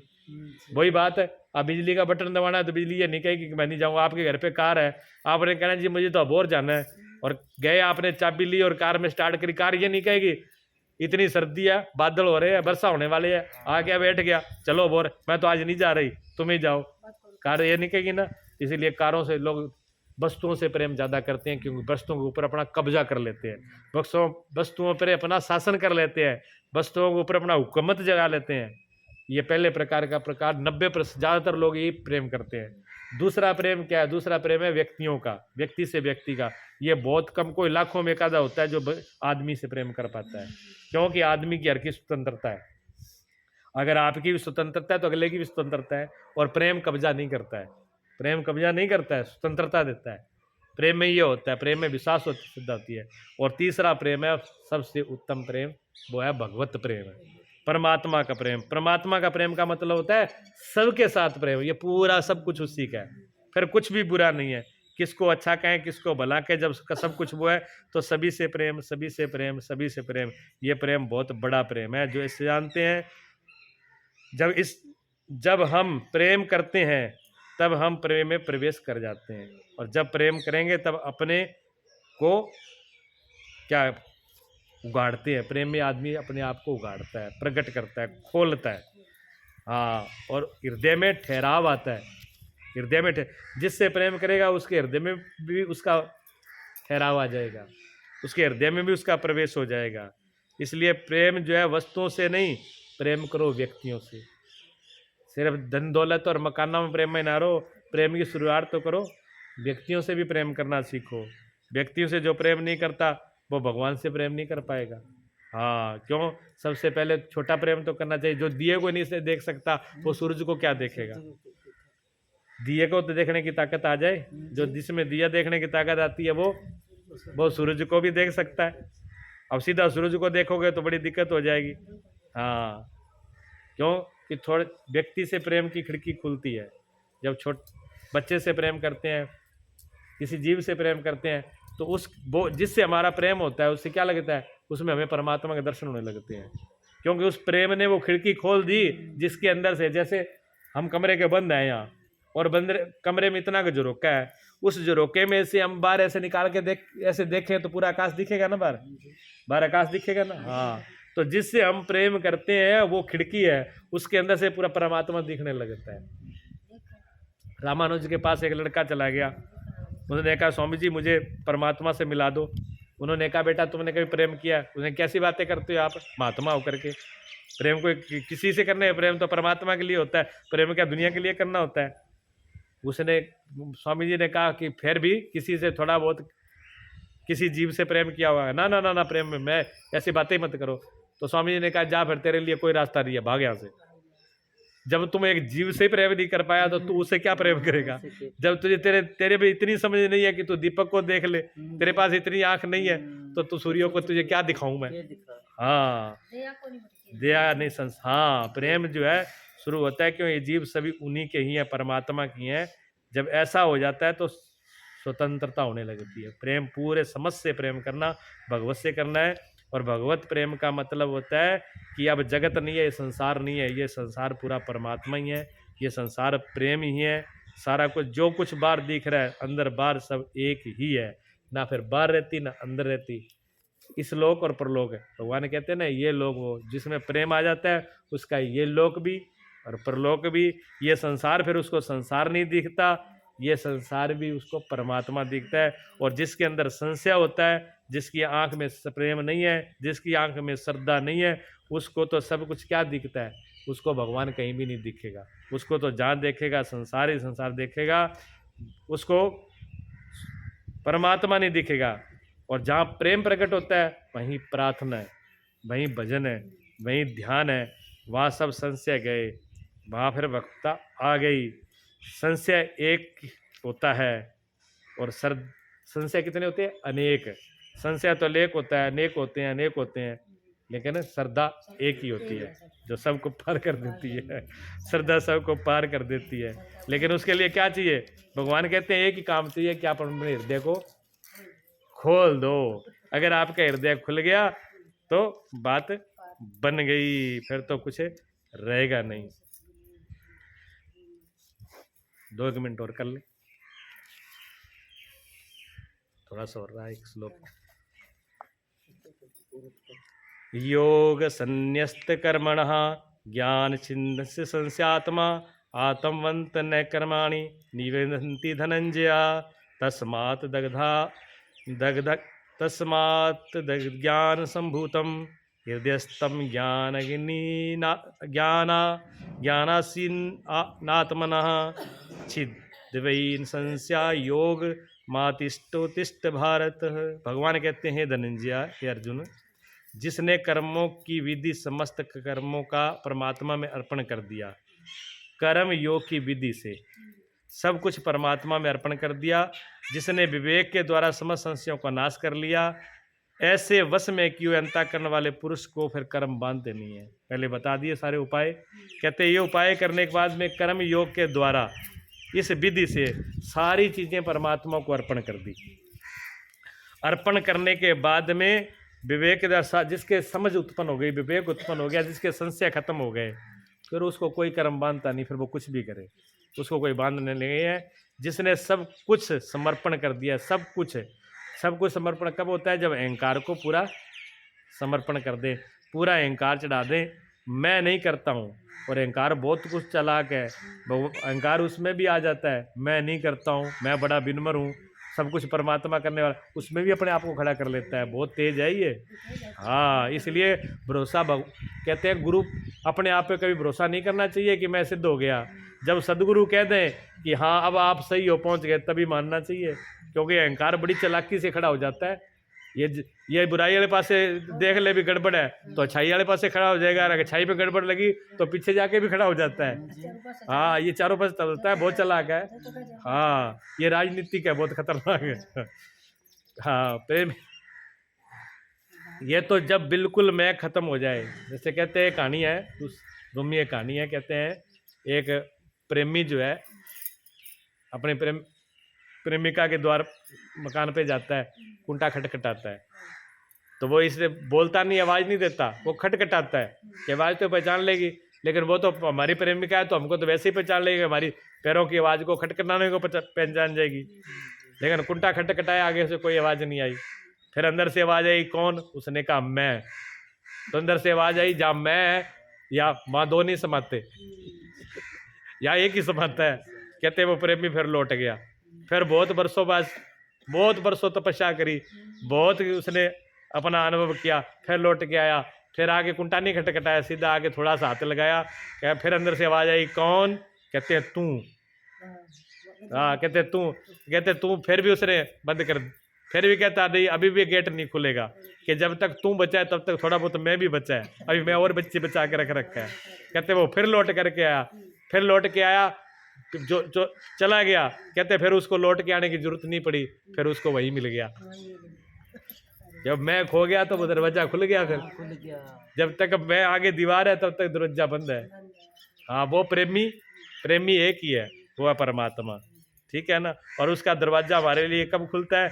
जब हमारा मैं मिट जाता है, और प्रेम द्वार खोलता है। प्रेम से अहंकार मिट जाता है। प्रेम में मैं गया तो सारी तरफ द्वार ही द्वार है। और यह था पूर्ण समर्पण। पूर्ण प्रेम पूरा कब होता है? पूरे समर्पण में, कुछ भी न बचे, पूरा का पूरा समर्पण करने के बाद में पूरा का पूरा मैं विदा हो जाता है। और जिसका मैं विदा हो जाए फिर पीछे कोई कर्म उसको बांधते नहीं है। कैसे? जैसे अग्नि, अग्नि में कुछ भी डाल दो फिर भी अग्नि पवित्र रहती है। ज्ञान अग्नि की तरह है, परमात्मा अग्नि की तरह है, उसमें जब डालने के बाद में कुछ भी नहीं बचता।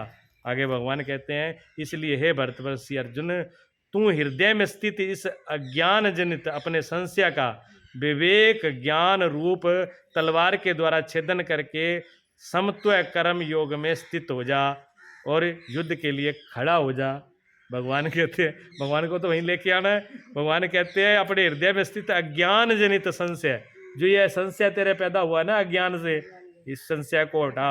विवेक रूपी ज्ञान, तलवार खड़ी कर, कौन सी? ज्ञान की तलवार है। हाँ, विवेक रूपी तलवार खड़ी कर ले। कहते हैं समत्व बुद्धि, समत्व बुद्धि, बुद्धि सम हो जाए। हाँ, समत्व बुद्धि से योग को पार कर, संशय को काट डाल। दो बातें कही हैं, एक तो यो समत्व बुद्धि, एक संशय को काट डाल। समत्व बुद्धि जो समता, निष्पक्ष हो, जिसमें निष्पक्ष हो, तटस्थता हो, दो ना हो, भेदभाव ना हो। जिस बुद्धि में भेदभाव ना हो, तेरा मेरा ना हो, इधर उधर ना हो, बिल्कुल एकदम शांत, ज्योति की तरह, झील की तरह, ऐसे दोनों में। पर हमारी बुद्धि डोलती है कैसे? जैसे रस्सी पर चले ऐसे डामाडोल होते हैं जैसे पत्ता हवा मिलता है। ये कंपन बुद्धि से मुक्त हो, ज्योति की तरह बिल्कुल स्थिर हो जाए, तब समत्व बुद्धि हो जाती है। और समत्व बुद्धि में संशयों को काट डाल, संशयों को काट डाल बिल्कुल। क्यों? संशय मिनट मिनट में पैदा होते हैं। ये मन बड़ा खतरनाक है। एक मिनट पहले तो सोचता है आज इतने का दान कर दूंगा, आज उसका भला कर दूंगा, ये दे दूंगा, और 24 घंटे बाद में हो सकता, 24 घंटे क्या, थोड़ी देर बाद भी हो सकता है, क्या फायदा देने का। और होते होते देने की जगह मन में ये भी आ सकता है कि देने चुरा दूसरे के उठा लें। कई पूजा की आरती में कई रुपए चढ़ाते मन हो जाता है कि इसमें तो चोखे पड़े हैं ना, थोड़ा सा छोटा नोट चढ़ा के बड़े उठा ले। ये मन ऐसा, मन बड़ा बेईमान है। हाँ, तो ज्ञान की तलवार से काट डालो। अंदर अंधकार जो है, अंदर ही अंधकार है, किसका है? अज्ञान का। और अंदर से काटेगा किस? काटना किससे है? ज्ञान की तलवार से। तलवार ज्ञान की है, अंधकार जो है अज्ञान है। अज्ञान किससे कटेगा? ज्ञान से। जैसे ज्योति जलाई और बात खत्म हुई, तो अर्जुन तो प्रश्न पूछता ही चला जाता है, भगवान उसके उत्तर देते जाते हैं। भगवान ने कहा ज्ञान की तलवार उठा ले और सारे संशयों को, सारी कुबुद्धि को, सब अविश्वास को खत्म कर दे। तुम परम निर्वाण को, परम सुख को, परम आनंद को प्राप्त होगा। तुझे कोई भी पाप नहीं लगेगा। बोलिए सच्चिदानंद भगवान।